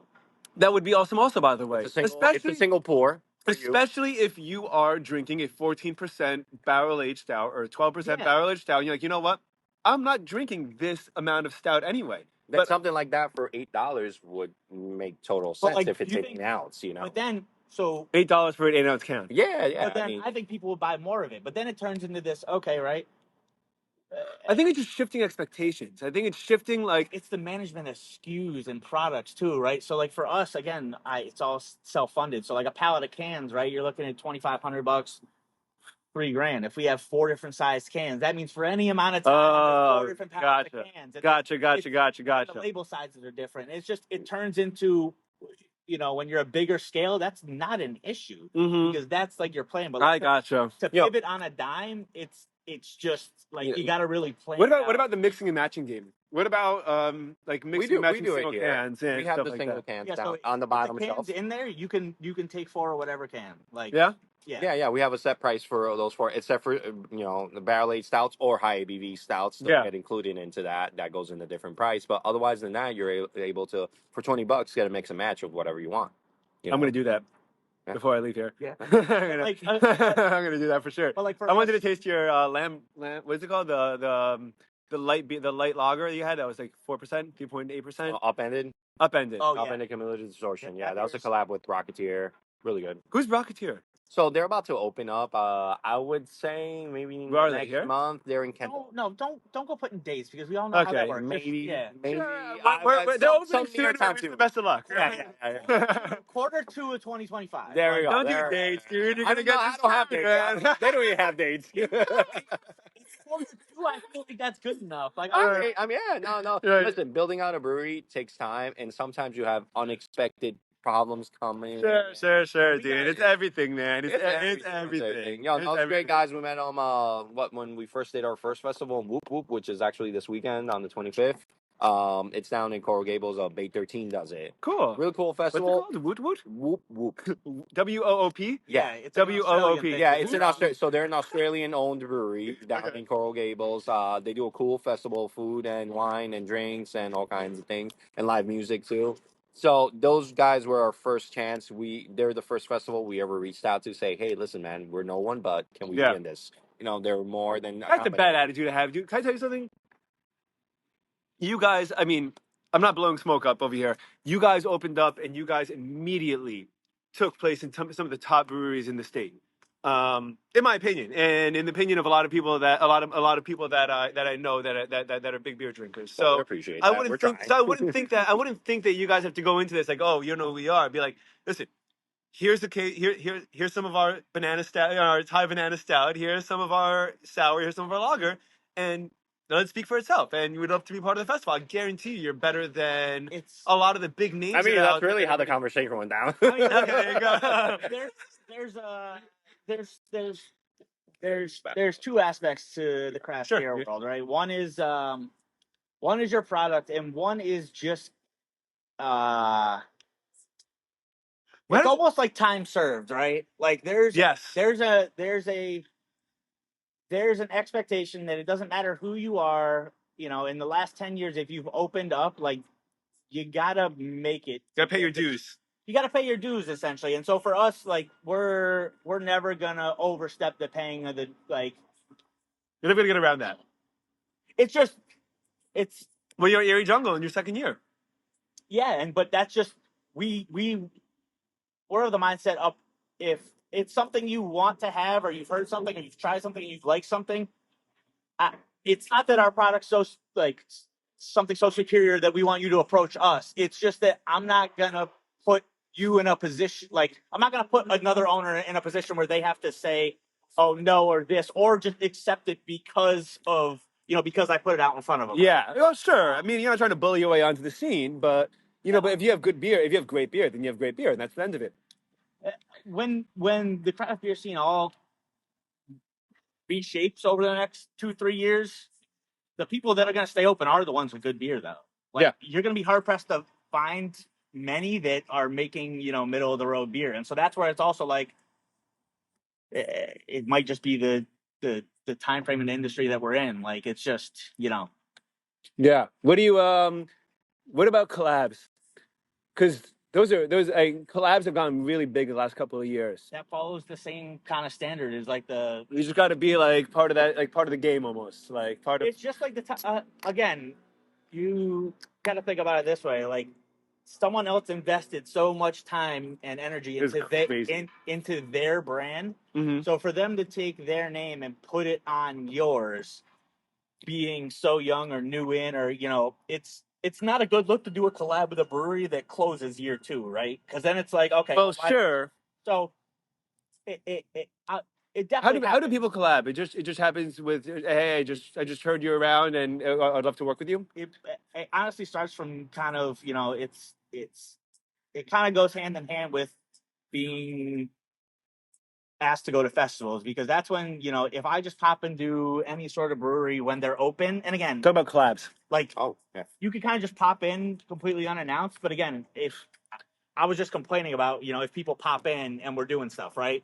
I don't want to put that on someone else, and just so it's you got to kind of meet people in the place that they're comfortable where they are, and it's not so much the beer; it turns into the people, right? Yeah, it is the people. It is the people, for sure. Then you're there. It's who you vibe with when you're there. For sure. By the way, but that's but I think that people need a certain, especially if you're young, you need a certain kind of ballsiness to even just kind of break out. Where I think you need to be a little bit abrasive to begin with, a little not arrogance, but confidence in yourself, in the sense that we got great beer. I know you make amazing beer. Let's work together. Let's put both of our names on this great beer, and we'll both be better off for it. I mean, I should have brought it. I have Equilibrium and Overcreek double IPA collab, and I was and just from the names, I'm I gotta buy this. It's not gonna be bad. I don't care how much it costs. I don't care whether I drink IPAs nowadays or not. I'm not gonna go bad getting this, so I'm gonna go ahead and buy it. Everyone benefits from that. Those are two names. Yeah. It's you gotta be in a place. You gotta. I almost also feel you have to pay kind of dues. You take your time. I'm coming back to this. You make great beer. You have to pay your dues. Right? You got to look at it in any industry. You could have this great idea, but until you can prove that you can consistently execute it, you could just be a fluke. You could be buying. You could be a one-time fluke, and that's it. It's a phenomenal selling point. X, Y, and Z brewery closed this year. Oh, that hurt me. X, Y, and Z. I gotta pick what I drink. X, Y, and Z closed down this year. You heard of this place? Closed. You heard of this place? Closed. Guess who stayed open that entire year? These guys. Guess who stayed open, and guess who got foot traffic? Guess who was able to make it through top beer floors, whatever you call them. Yeah, that was unexpected, actually. That was awesome. I was so happy. Awesome, dude, that was really unexpected. I did not see that coming. I was so happy to see that, and but I think I just again I don't top beer drops. Yeah, top beer I drops. just don't want that to be. Thank you for top beer drops. I just don't want that to be our MO, I guess. MO, because at the end of the day, you don't want to be the race obnoxious crew, but you could just be hey, we're good at beer. We want to be part of the game.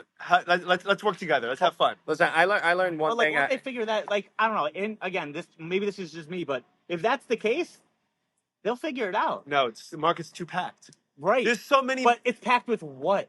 But that's the point. Is it packed with good beer, or is it just packed? It's not. Okay, and therefore, when good beer emerges, then they'll figure it out. No, by no means are we saying that we're making amazing beer that's top notch if people I think you are. I think you are, to me, and a it's lot of very people think you subjective, are. And you the know? fact that you've made it and you've survived and you've pushed through Handle this it. first year, isn't it great? It's good. I mean, this is as It's good. this is as typical as Mortalis gets. Yeah. I have my first Mortalis stout. I'm excited to taste. I haven't opened it yet. Pineapple. No, they did with Livingston. Oh, Livingston. Oh, I met the guy from Livingston. Yeah. But yeah, no, it's I and again we're fortunate in a lot of ways. Where we both brewed before here, the places we got to go when we were there, the things we got to see, like man, we got to go. I learned to a lot, Brewery, man. like, I learned a lot. To Bottle Logic, like we Yeah, got to go yeah. to places where like, but again, You know, top-notch breweries are doing great things, we're following and the same mentality that person kind of went, was just like, it doesn't matter how good a beer you're making, like you just let it happen, and when it happens, it's organic, and then your growth is organic with it. Like you could know you're making the best possible thing, but you want everyone to know that's what's happening. you want them to find it out on your own. Like you want them to sip the beer and go, "Who the fuck is Yes, this?" of course. I understand that you don't want to shove it down their throats. I get that. But by the way, shove it down the public's throats and shoving it down the brewers' throats are two totally different conversations. Yeah. Right? 100%. Meaning, you don't want to say, "Yo, come inside my shop. I got the best beer. I got, everyone that's driving by. Yo, you ever have beer? This is the best beer you've ever." Like, you're not going to do that. No. But you could say, like, "Hey, man, you brew 20 miles from here, 50 miles from here, 100 miles from here, whatever it is. We're new. We've been around for a year, and we've got, and you could even just show them what you came up with. Like your lineup has been exceptional just from the types of beers that you're making. Like I think, for example, you can tell if you went. Let's say you're in Indiana, you just dropped off by a helicopter in Indiana, and you walk into a brewery and you take a look at the menu. 450 North. 450 North. You could tell. You could tell by looking at the menu whether they're going to be a good brewery or not. I'd say 85% of the time. I can tell by looking around. I don't need to see the menu. I just need to see the beer. Yeah. I need to look at the beer. Well, okay, but not the menu? No. Nah. You don't Doesn't matter. I think the menu matters. It doesn't matter what they're making, because like if Is it good? if a style is done right, like I might hate the style, but I might be like, this is good for what it is. And like, if you look around and like you see this on the table, if you're like, is that a hazy or a sour? Well, you go, fuck. Well, you know what? It's gotta shit. If I can't tell, it's gotta be good. Fuck it. Let's like there's just different things where you're just like, not only just that, the amount of people that come in and tell me, hey, I looked at your Google pictures and I saw that color, I needed to come in. That's was cool. it. That's cool. That was it. People tell you that? People tell us that. Wow. That's awesome. And it's a great thing to hear, but, like, we got a leg up. Like, and again, we are fortunate just in the fact of just like where you got to go before I was there, the things we got to do, the things we got to learn. You guys had a great experience. You guys had a great experience with great beer. With great beer. It also comes down to each individual. Me and Josh were individuals that we wanted to learn. We wanted to know the most that we can. We wanted to talk to every brewer possible that we met. We're like, what are you doing? How are you doing this? Let's go. All those years. Like, everyone gets that. Like, yeah. Like I love Rocketeer, but you got to use it as like, dude. So you know what? I don't know. Like each person is individual. I can give 10 brewers this recipe. Are they going to research on their own? Are they going to do this? I'm not saying that everyone's the same or not the same, but at the end of the day, it really becomes on each individual in each brewery. What would someone say? What would someone say? Let's say I walk into District 96 tomorrow, and I'm like, hey guys, speak to John. And I say, hey John, is John there still? Yeah. Someone just left recently. Oh, I don't know. I don't know who. No, I need to. I have to check. I should have brought you a dish. I have an awesome beer from them too. Love their beer. Love the quadruples. I That's love why them. I started. Yes, they're quadruples. That's right. Was actually the reason why. Yeah, that's right. That's the. Thank you, John. What was the name? I remember the name. What was it? Nuclear option. There's a couple of them. Yeah, they did such a good job with that. Yeah. But if I walked into them tomorrow and I was like, hey, I think that you guys would make phenomenal beers with my buddies in Fort Lauderdale. Would you be interested in a collab? How do you think that will be met? Like in general, if I walked into a random brewery and said that, they make great beer. I showed them the menu. I showed them that, like, listen, you guys have a barrel aged section, a sour section. You would need to bring something. Yeah, you would need to bring something, and nobody's gonna ever talk more than the product. The product sure it's not, but I'm saying how open are people to working with other? Then the people? other part is who do you know? I feel like in this industry, maybe I'm wrong, correct me if I'm wrong, Josh, about this, but I feel like a lot of the industry is more like, hey, has someone else heard about you, one of their friends maybe, and be like, hey, you need to maybe do something with them. They're pretty good, you know. And I feel like it comes down to a lot of that, you know, where it's like you pay your dues. Comes down to like again, look at the amount of time that District 96 has invested in their brand, right? No, for sure, Like, for sure. I'm not arguing with that. to put your brand on the line to do something like that, and a lot of it goes. So the question is, if it doesn't go well, who takes the hit? I don't think it's the big brewery. I'd say if I had a collab, it's whoever brews it. I know, but let's say I picked. I'd say again, I went to Invasive Species. Yeah. Picked up a collab with a brewery I never heard of before, or we said the seed. I never had the seed. Where was it brewed though? It doesn't matter. No, but I know, but okay, for me as a consumer, it doesn't matter because I'm looking at this and I have recognition for one of the breweries. I recognize oak flower. I don't know the seed, and I don't like his oak flower beer. I'm not going to assume oak flower is the problem. Their reputation is not tarnished. I'm not trying the seed anymore. So, as a consumer, I want you to just look at something when you go try a collab beer, right? Yeah. And do this from now on. Look at who went where.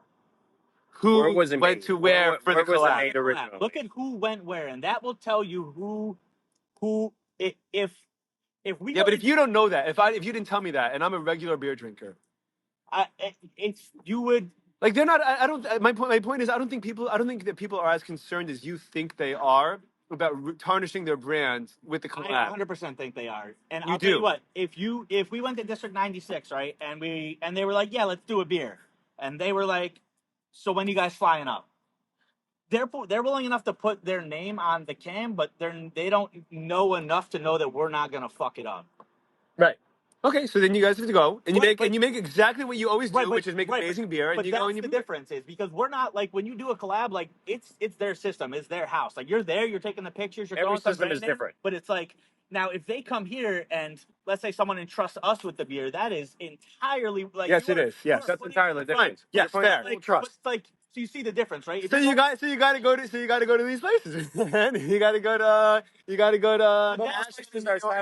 you to come because they want to someone else's house, basically. Like I'm a solicitor at that point. I'm knocking on the door. Like you are because you're growing. But again, that's because you're a year old and they're 10 years old. But that's tough as someone who you gotta realize like they gotta come to you to do those kinds of things, especially if you are putting the risk on them and you got to go to their house. That means they gotta find a place in their brew schedule, which unlike us, busy. Like most people have it built out for at least a quarter, where we have it built out for like 2 weeks. Sure. So I like more anyway. So like then you got to find time in the schedule. Then the people have to be there. Then it's all right. Is it festival season? It turns into a lot of things where like all of COVID, like people were just doing collabs and like you could say whatever's a collab. You don't even have to show up.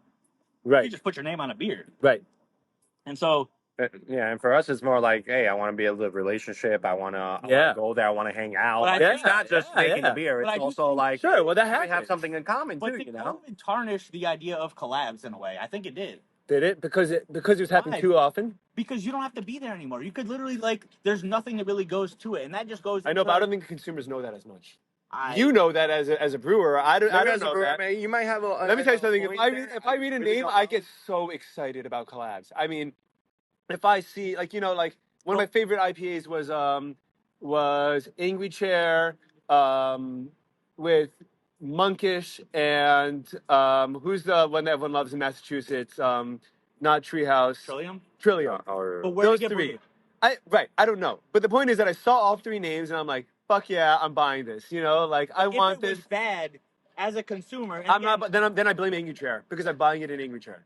Then it was Angry Chair. But I don't care. Buying it 95% of the time is where it's brewed. But I don't care that. But as a consumer, I don't care. Right, but I just know like none of the names have individually brought anything down for me. I was like, but those brands then like if Angry Chair fucks it up, very well.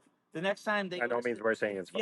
By the way, they're not. English Chair is awesome. English Chair is awesome. That's one of my favorite doubles I've ever had. That we're using. Yeah. If they mess it up, there's gonna be a text from the other two saying what happened. Why did you? Yes. Like what? And so that's the risk that inherently these brands take. But that's what happens. It's what happens. It's a risk. It's a risk. But you know what? That's what it takes to grow. That's what it takes. But I still do stand by like, hey, you Pay your kind of dues. have to pay your dues. Breweries want to see you survive at least 2 years minimum.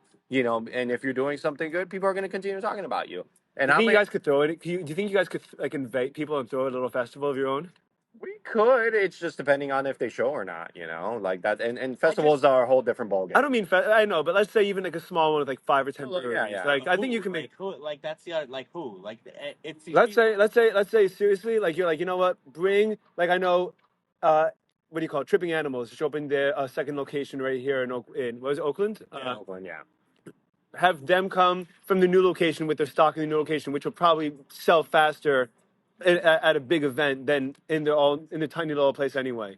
And you have Civil and have maybe a couple of Tampa or Orlando places come down, and then you just say, listen, 10 breweries, one spot, our house, great time, let's party. Like. But what makes that different than any other festival locally? It doesn't, except they don't happen very often, and everyone loves them. Do you ever get tired of going to festivals with the same 20 breweries at them? Like no, because most festivals happen on Saturday, and I can't travel on Saturdays myself. Okay, so there's a consistency. Pause. Yeah, Let me pose a question. Let's just say you look at this as generations of breweries, right? Would you prefer and again, this is all hypothetical. Yeah. Would you prefer Conscious just opened up. Conscious Brewing in I don't know in that. North Miami. I never had. Yeah, I haven't stopped by there His yet. wife. Cool. Yeah. Would you rather we invite like the Marlows and the Oberkreeks and the people that are it's generational, right? Would you rather see a new generation of people that you don't necessarily know exist that maybe make great beer? Or would you rather see the same 20 big guys over and over again? For me, I want new shit. But I don't care. Yes, but I also think that if it's a good time, it's a good time.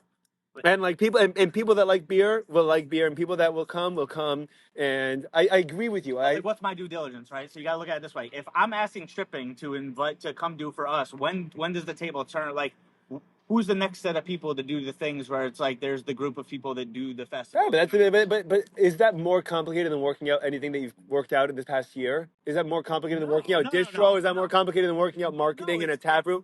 It's not. It's just it's just time. It's just time.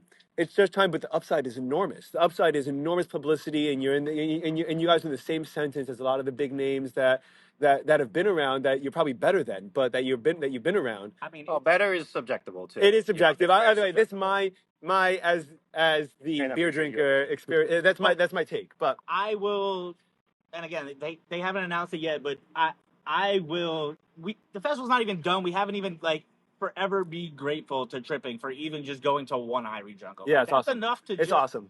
And again, it's an awesome festival. And for them, the risk reward is it's just what good industry is, and so it's that's the type of shit that you love to see. Right. But again, we're not this is the first big exposure, right? And so it's that's the stuff turns. I mean, I think the place we used to work at kind of had their big break at Irie 3 or 4 years ago. Yeah. Well, they've been doing a lot of big collabs. Right. They do a lot of great marketing. We had never heard of Zool till that year where we poured next to them. Right.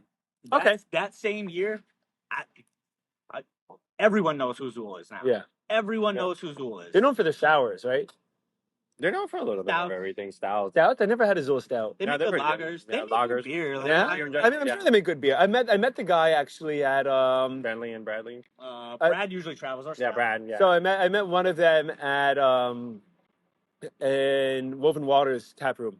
He was there for Redhead. Redhead. That's right. Yeah. Super nice guy. I was like, dude, I'm just saying, man, I'm a huge fan of your beer, and he was like, cool, dude. And I was like, I don't have anything else to say to you, man, but it's just the one exposure that kind of gets it, and you really just it's just kind of biding your time. You wait for. I don't want to say you put your head down and you make good beer and you wait till that. Like an OG, comes, that's really where I think that the industry. I can give this advice to everyone that's opening up a brewery is, listen, eventually your time will come. And maybe ours will come too. I don't know. We're just here. Maybe I'm just an impatient douchebag. I don't know, because I feel, for example, these podcasts, right? No one knows who the fuck I am, I'm just. I mean, I'm not a Lex Friedman or Joe Rogan. Then what? But it's because I've had the balls to reach out to people that have never heard of me before and say, yo, I'm doing a podcast. Get on, let's talk for 2 hours. Yeah. And how long have you been doing it though? Right now? Yeah. This is I started in June. So, Okay, you've been you're going on a year. Yeah, Not even a year. Not even a year. Not even a year. Half a I year. like the Half round. a I year. like the 3 times a round. week. But I'm like, But let's still, go, like, man. Like Josh, she rounds up all the way to 12. Right, but like it's still the dues paid, like right. I Like, know. Well, so the it's like dude. you Yeah, gotta of have course. By the it's- way, it sucks, dudes. I'm sitting there. I'm doing solo podcasts. I'm barrel-aged? finding. Yeah. No, Last one for me. no. What do you want? I don't know. Crispy? No, it's the last Down? egg. Let's do down. Down and barrel? Whatever you want. Half on down. Surprise me. What do you? Down. I think barrel aged for cigar is, Barrel aged the banana one or the other one? I mean, do you want the banana? No, we just had the banana. Give it Yeah, the other. yeah. Oh yeah. Awesome. But yeah, I don't know, man. I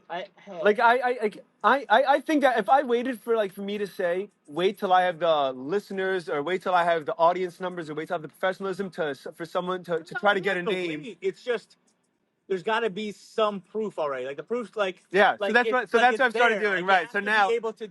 So now when I reach out to people, I needed a couple of guests that I was proud, not proud of, but I felt like could put were reputable enough that someone would listen to me if I said, hey, Yeah, I got these this on the guy, podcast. yeah, and these guys do this and this and this, right? Exactly. I hear that, but I wouldn't get someone took a chance on me, a bunch of people took chances on me a bunch of times to say this guy is no one, but let's sit down and talk to him, Look how and I got into that's been fun.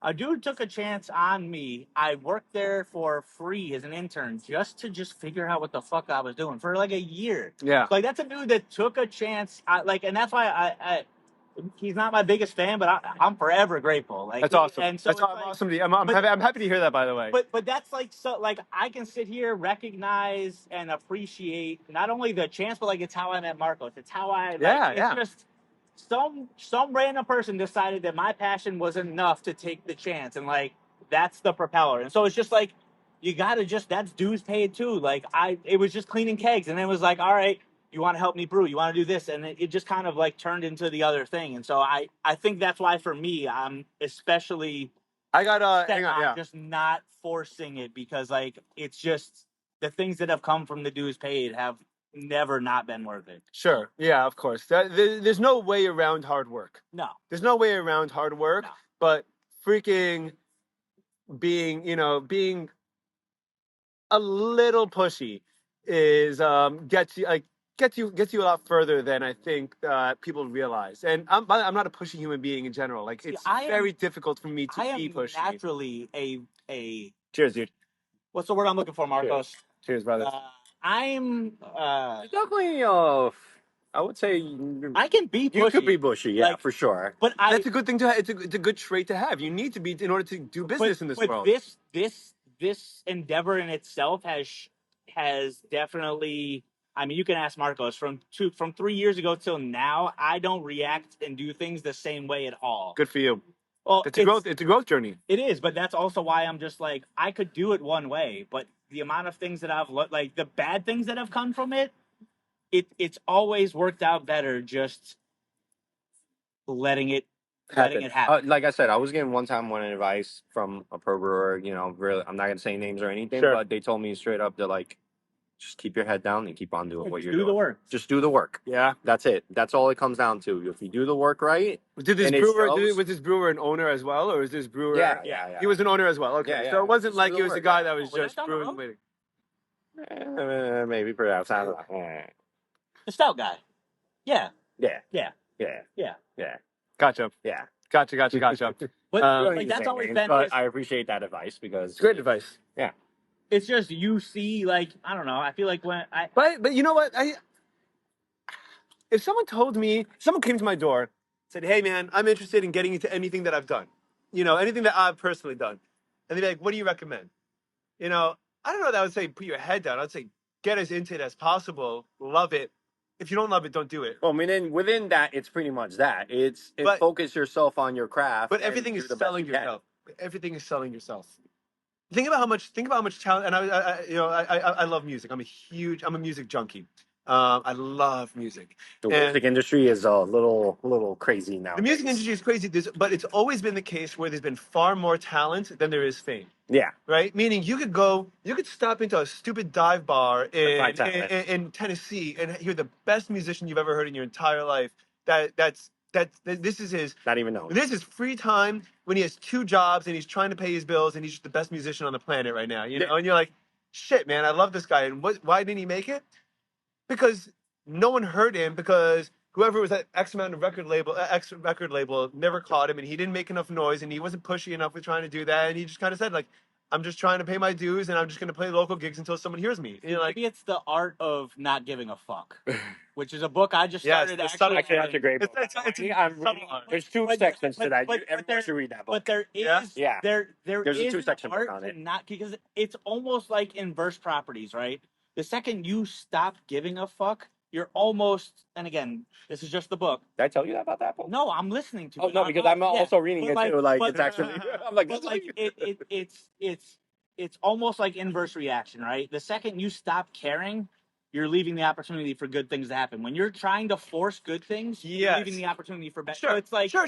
Now, I'm not saying just never give a fuck about anything. Like, there's So we're getting to right. I'm not saying this in an extreme way. I guess full circle is basically, I think that we could find come to an agreement that a happy middle ground would be to do your due diligence when it comes to trying to make it happen, not be too forceful, but the people are what are you are the ones you listen. At the end of the day, you are the ones that make it happen. The people that come in and drink the product are the ones that make it happen, because when the product is not good enough, it travels, it goes places. That's what makes it happen. People talk. People talk. So for us, that's more important. It's got, if I pop in the Brewland, right, and there's a share, and I'm like, yo, this is good, and I've never heard of the place. Guess what? Someone brought it in. Someone shipped it to someone who's a fan of somewhere else.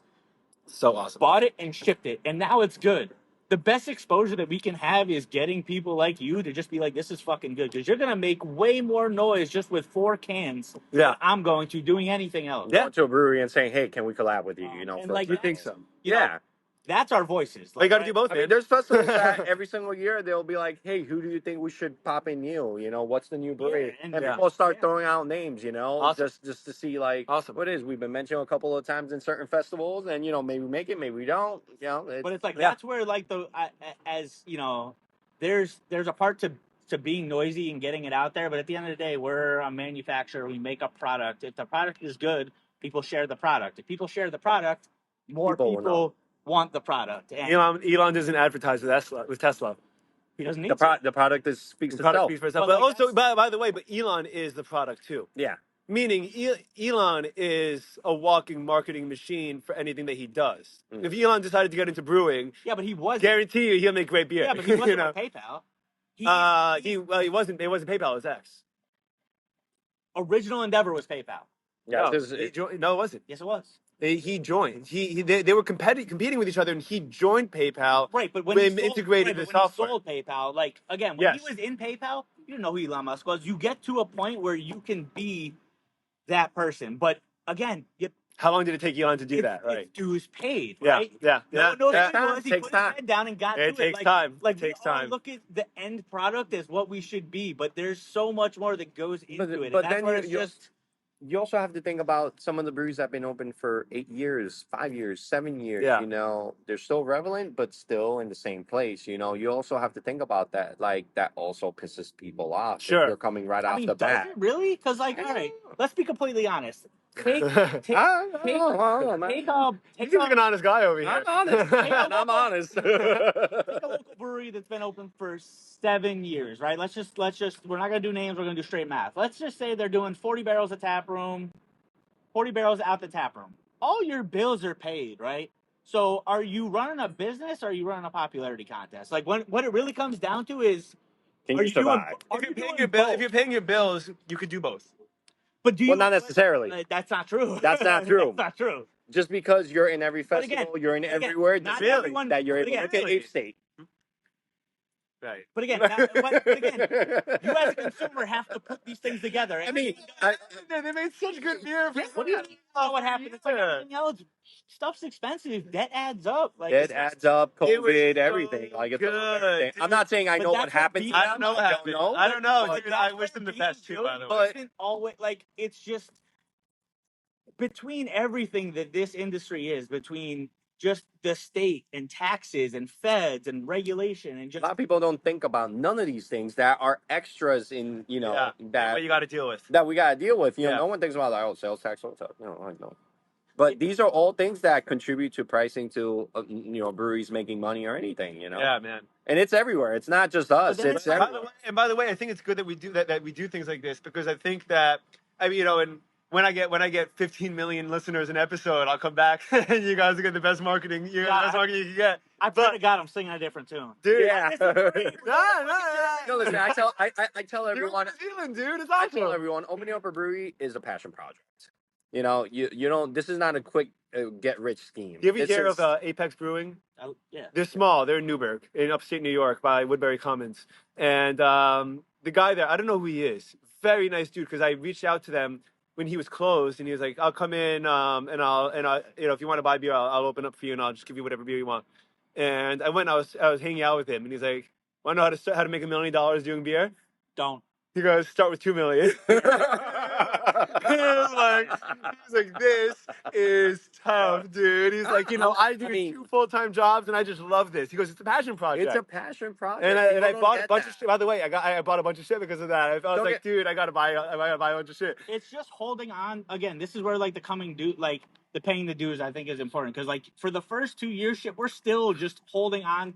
Like we're just holding on for the ride. Yeah. And like once you hit the other side, like it's like, all right, it's great. Keep hanging on, dudes. Then Keep it on starts hanging to out. feel good, but it's like everyone knows it doesn't. We just had a dude that owns a brewery in Philadelphia. Pennsylvania. No, Is it? Oh, Philly? Philly. Oh, Have you been to Human Robot yet? Have you guys been to Human Robot? I have not been, but I've tried a lot of stuff from them. Really good, really good. I heard amazing things. Yeah. But he just said the same thing. He's like, we just opened like 6 months ago, and of course I couldn't help saying I'm sorry, but it's just you gotta just like he's like you just hold on to the reins. Like if you get to the other side, you make it to the other side. Yeah. If you don't, well, it was a fun ride. But and by the way, you made some great beer.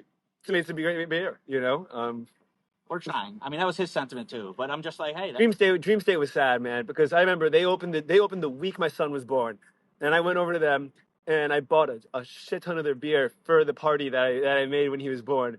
And I was like, oh man, I'm so excited about this place. And almost exactly a year later, they were done. But they're a year change. But they're awesome. They're really talented, and I really wish them the best. I really want them to do well. Man. It's a crime of rent. It's rent. Yeah, rent. If you're not. And they're in Sistrunk. I mean, Sistrunk was a crappy area. Right, like, but that doesn't mean that... This is Sistrunk, technically. I know. Not Strive Progresso, but this is originally Sistrunk. And again, so you look at the two things that we brought up, right? One is distribution. One is rent. Heavy distribution, heavy rent. Yeah. It's really Where have you distributed within the States? Florida. All over Florida. All over from Florida. Here, Jacksonville, all the way to Is down it to Miami. easier to distribute outside of Florida? Or no? We haven't tried yet, so we don't know. Yet? I can't tell you personally off the back. Maybe someone else can, but I don't know anything about it. I've only done out of the country. We've only done out of the country. Yeah, I met that dude here that works at the distribution over right here locally. His girlfriend worked here. Three Mavens. Three Mavens. Yeah. Great dude. Yeah, nice dude. But again, it comes down to the capital, right? If there was more liquidity in Dream State, it's not to say that it wasn't that there wasn't, but it's just to say like when you're in that again, you're in the first 2 years, like you're just pissing money. Well, they had an interesting location too, and they were in a shared market. They were in a shared space, and all that was unique. Distribution. They were set up for distribution. Is that what it was? They were they're huge for distribution. Like, they were absolutely. Were they? Yeah. I saw them Total Wine. Yeah, they were everywhere. They were. But again, there's such an upfront, and again, it comes down to terms. It comes down to grain, and when you're spending like 10 grand or 20 grand on distribution, and you can't see that money back again, and it's only a fraction of it that you get. You get your money back, but you only get a little extra fraction of it. You ain't making that much. Told is they're going to a northern state where there isn't 3-tier distribution. So 3-tier distribution in Florida. What does 3-tier mean? So it has to go from brewery to anyone. I have to sell it to a distributor. Get out of here! Consumer. You need a middleman. Yep. It's by law. And so we can't skip that- that. Freaking Ron DeSantis can't fix that shit, man. It's been a work in progress trying to take that off, Really? but it seems like you it's know not the amount going of to. lobbying and money. Yeah, no, lobbying is insane in Florida. You have Really? all, you have all these companies that, Literally, Budweiser like, let's not say they make millions, but let's just say their whole business is modeled after is Wow. around being a middleman. And Wow. they're if we're not making the money, they might not be making money, but they're making more money than us. So Yeah. of course they're going to lobby against it. Right. that. We're talking $1 million companies that literally want to keep that 3-tier distribution. That's what they survive off of. If you know, and it doesn't matter. There's always going to be a new brewery, but that distro is not going to always be. And You so know? then how do you go to the state and say, oh, my 8-employee brewery's going to close if you don't shut down a 300-person? Because you don't say, facility? because you know why you don't say I'm an 8-person brewery. You say 15 or 30 or 50. Not even. It has to be a 50, large amount of 10. breweries being affected. Where this is the thing. This is not the case. But It's not the case. It's not. People are not being affected. No, people are definitely being affected. So get everyone together and be like, "Yo, what the hell's going on over here, man?" Because I mean, bro, that's why corporate. My understanding is that's why Corporate Ladder opened their distro in North Carolina instead of here. Out of state. That's all. That's what they do. They distribute out of state, Well, out of state to avoid that 3-tier. We can always do that. That's not an impossible thing. But again, you have What states you have like to do? You have to set up a space in another state and brew there. Yeah. And but if I sold it back to Florida, I still can't sell direct. Yeah, but it doesn't matter. It's not, but then marketing is much easier, right? Let's say hypothetically, even that's higher volume now because now we have to distribute in Florida and out of correct. So now we're on a higher volume, right? So that's why they're competing in it. So there's a brewery down here. I'm not going to say the name just because I had actually a negative experience and I feel bad. And they actually wanted because I wanted to get into the beer game. Left side of the state, right side of the state. It's close to here. I would say within 50 miles of here. Okay. And they within 25 miles. Okay. And it's south of here. And south of here. And they west. Enough said. And they opened a plant in actually up here. And their plan was to have a tap room for like their craft beers, and then they have a distro center for just their 3 or 4 core beers. And for the 3 or 4 core beers, and they're like, you know what? Like, we just want our core beers constantly. We don't even care if we make money on them. We just want our names to get out, or as many people around the country to see our 3 core beers, and then everyone already knows who we are. And then, like, when we come to the tap room, you know, that's where we make our real stuff. That's where we make our good stuff. That's where we experiment. That's where we have fun. But the marketing to get our name out there for the rest of the country, I want that to be just like 3 or 4 core beers. If you had Crispy Crossings, is that yours? Yeah, Crispy Crossings. Yeah, Crispy Crossings and Multiverse and like Seaside. And you're like, you know, I have 3 core beers. I'm only making those 3 core beers, same batch, same recipe in North Carolina, and the whole country's gonna get it. And I'm gonna just keep on doing my shit here. I'm just gonna keep on doing what Josh and Marcos do here. I don't think that model works anymore. No, it doesn't work. Maybe it worked in the past, but I feel like now people want. Beer's gonna sit on the shelf in a Total Wine before someone gets it, and then it's bad. Sorry. And then guess what? The crispy, I don't see it. Yeah, we're all out of crispy. No, all out. Yeah. So then, you know, it's just like you run a higher risk doing that much more because let's just say someone gets a bad can. Your idea is great, but it sits on the shelf for 2 months, and someone's like, "This is crap. I'm never gonna go there." Like for example, we get Equilibrium sometimes Total Wine. Sometimes that's sitting for months. Yeah, you know, yeah. For months. And if someone tries it the first time, they're gonna be like, "Yeah, it's okay," you know. Versus if they just got it fresh. Country, right? It's just. So then it's just not what it was 10 years ago. Like if you're looking at the model, it's different. Okay, ready? It's the magnanimous model, right? I like Magnanimous, by the way. The first time I went there, I was disappointed, and the second and third time, I freaking loved them. So good for them. Sometimes, listen, every single time that you go to a brewery, maybe that's not their best day. Maybe they have. I know. By the way, net positive overall, very positive experience. But that first time, I was like, 3 or 4 tap rooms, no less distribution. Yes, right. Because then guess what? You don't have Treehouse does the same thing. I think that model works. it is the model. Why do you think all the other half places that they used to brew in downtown, they don't brew in downtown anymore? That's right. They send all the beer to OG location. So it's a new model to let's say go to a place that like let's say Boca doesn't have any beer, very few breweries. Let's just look at Tripping, right? They don't brew there. They ship the beer there. That's I know the model. By the way, but I don't. We'll see. Well, but they opened that up in 2 months. 2 months ago. Let's see how they do. I mean, it's just their beer. I understand, but separate conversation. Let's say you open up. Let's say Boca, which has Funky Buddha, and it's by the way, it happens to be Nope, it's just got Crazy Uncle Mike's, which is a brewery, technically restaurant, but also full bar. I love that place. They're technically a bourbon bar now. But I love them. I love but them. the beer. By the way, I don't like the beer. I don't drink the beer there. But I love their vibe. I think they're awesome. They're no monks, but there's no more. But funky imagine, and I know Boca's expensive, but like if you go to a place that like most of like between here and Tampa, there's very little beer in Florida, right? Like in the state. There's missing parts of the state where it's like so like so if you open so instead of distro, if you opened up just a place in another location, that's how you do it. That's how you go. That would be the business plan. The business plan would be instead of sending out. And by the way, open up cheap enough, and especially if it's cheap enough, you buy the land and then you own the real estate. And God bless, that's awesome. I mean, in a 3-tier state, you could go the civil society route, which they've kind of figured it out. Which was when you manufacture in both places, you basically can trade between locations. Because technically, Tripping has to send their beer still through distro to get here. Really? Yes. They cannot directly. Because they do not. Their license is separated. They eventually are planning to have like a little system there, and they can swap. But they do not manufacture. Civil society manufactures. If you're manufacturer to manufacturer, you can trade. If you're manufacturer to taproom, you cannot. It has to go. So you have to brew there too. Some sort of production. So get a minute. Can you get like a 1 keg thing and just technically bring everything over? No. You can't do not keg, but like whatever. Small system. Yeah, small system. Yeah, like a super small system, but you gotta have a system and a CMB license. Which is $4,000. So let's get it done. Shit, I'm just trying to. I'm sorry. I'm just excited about this, guys. I just want you guys to do it. I want you guys to do as well as possible. They will be there, but to now, the model has changed.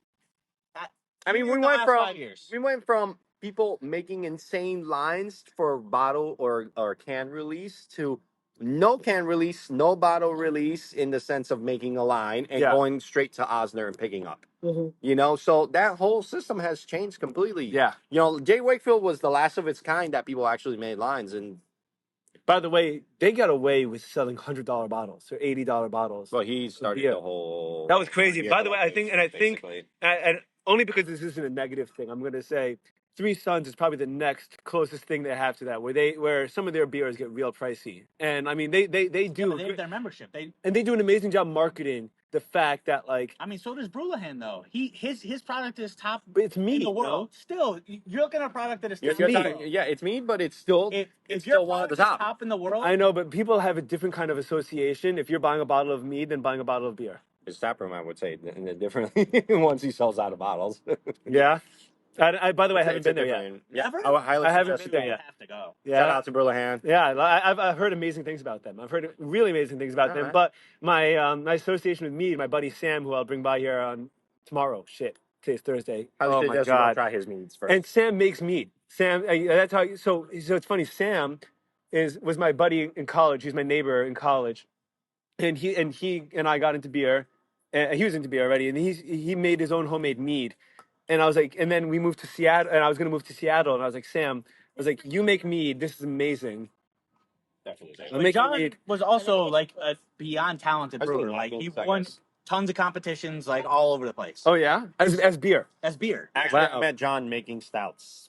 Really? That time I met John in a craft beer shop. Wow. Working. Craft beer shop, craft beer cellar? Craft beer cartel. Where's that? Are they still right in front of OG Riverside? Mm-hmm. There used to be a homebrew shop. I worked for them for a little bit. That's how I got my start.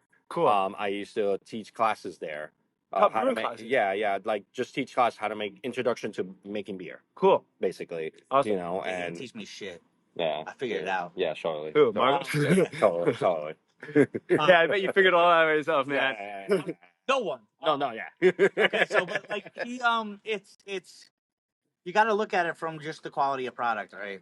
And yes, meat is so different. Thank you, appreciate it, man. Thank you. I was thinking about it on the drive down here to talk to you, and I'm like, if I wanted a stout, right? If I was like, I really want like a stout, Thank I you, dude. know is gonna hit Appreciate it. 100% of the time. Yeah.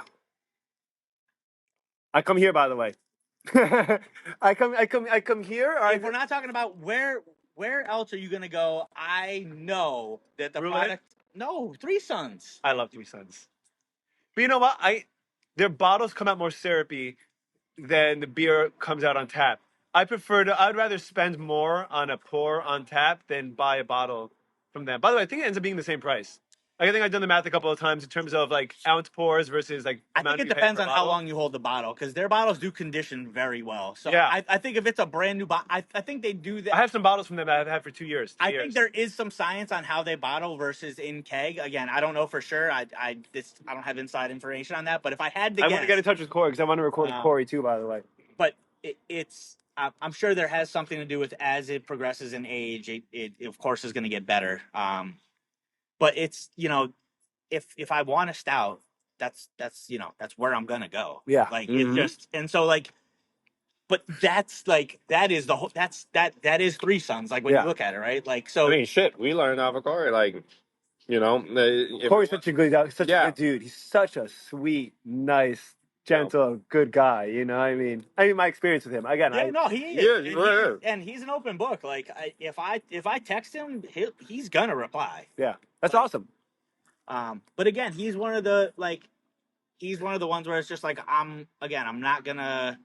If he ever comes in and he's like, hey, is there a lot of camaraderie in the brewing community? Like a lot of like brotherhood? Yeah, I feel like there's cliques. Yeah. Maybe I'm saying the wrong thing. Correct me if I'm wrong, Josh. But I feel like there's cliques of groups. Where people get along more with each other than other people. The brewing industry is a lunchroom, right? Yeah. Everyone's got their table. It's a lunchroom and everyone's got their table. Mm-hmm. Good for you. Yeah, that's cool. That's cool to think about. And it's just either, you're the new kid in school sitting at the table alone for a little bit until people want to fuck with you. And then there's the table of, the people that had, they're. Yeah, but it's fun. Right? It's fun, by the way, the realization, I bet this happens in the beer world too. The realization that the cool kids, when you look at their substance, they're not that cool all the time, That happened to me in high school all the time. It happened to me in college. I wanted to be cool, and I hung out, and I got in with the cool kids in college, and I was like, you guys are a bunch of fucking insecure losers. But it's so much fun. I mean, I'm not. By the way, a lot of them were there were cool people that were cool people, for sure. But. I mean, there's a little bit of everything, It's like that with everything that you do. It's like that in any world, in any industry.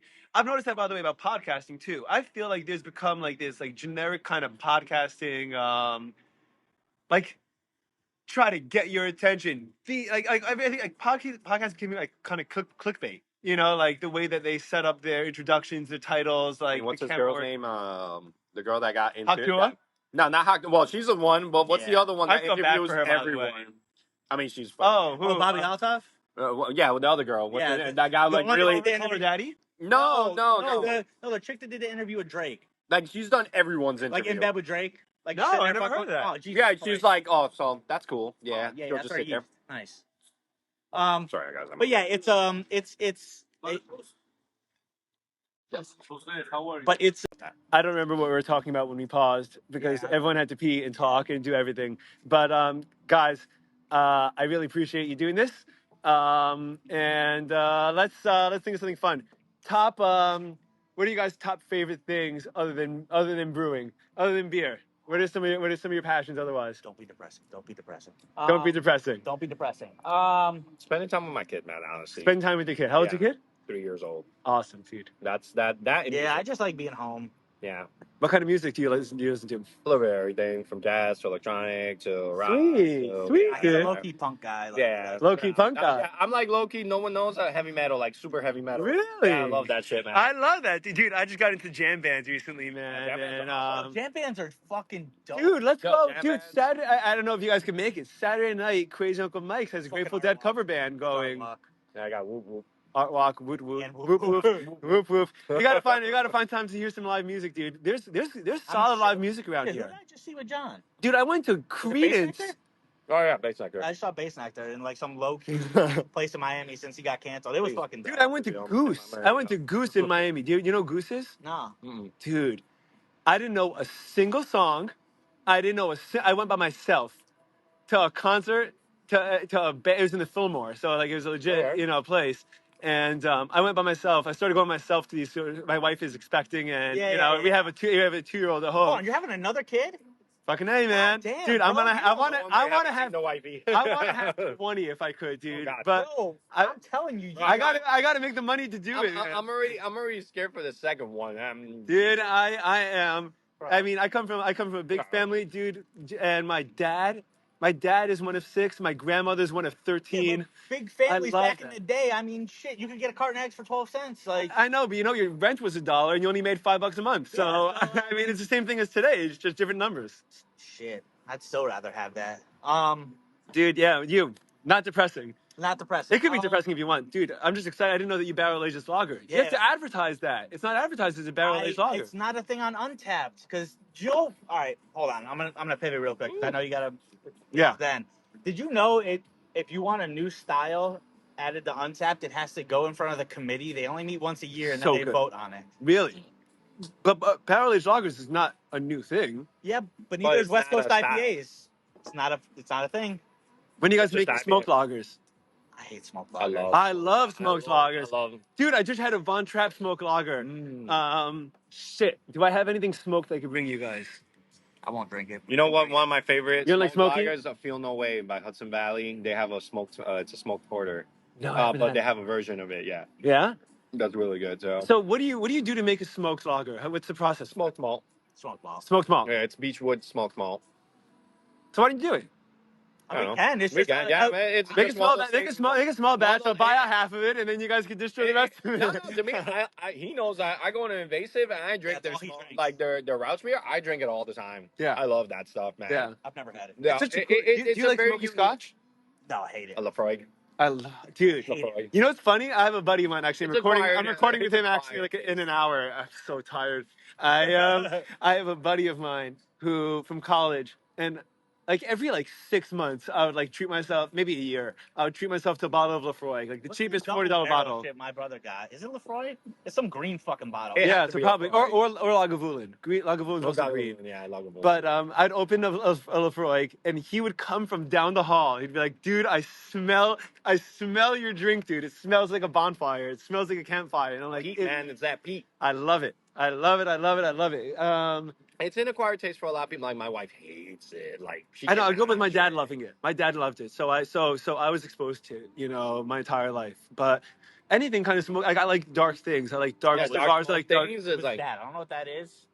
Spayburn? No. Oh, Spayburn. No, Spayburn. I don't know what it was. But it's an acquired taste. It's not for everyone. I get it. It's not a popular type of thing, but the people that love it. Oh yeah, that's Lagavulin. Lagavulin. Fucking hate it. Yeah. I loved it, dude. It's awesome. It's still sitting on my counter. Yeah, it's smoked. Bring it, dude. I'll bring it. You can take it. Bring it. I'll buy the rest of it, dude. I'll buy the rest of it. It was a gift. I don't want it. Guys, I wish you. First of all, I hope to do this again. And it's a ton of fun, and I wish you guys. Our first one. First podcast. We'll get you guys out there. We'll get the name out there. But you know what? I wish you guys a ton of luck and a lot of smooth learning lessons, guys. In terms of just you can learn without having the pain, man, and just figure it out. One without the other. That's literally the only way you learn. Yeah. I know. I just it hurts me to see people that that I like go through hard times. And anything. Listen, nothing good in life is easy. Yeah. I found solace in the tough stuff.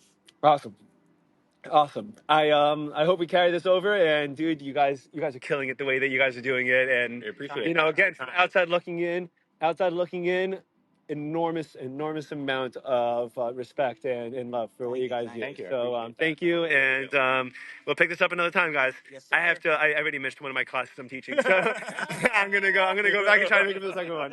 Bye, everyone.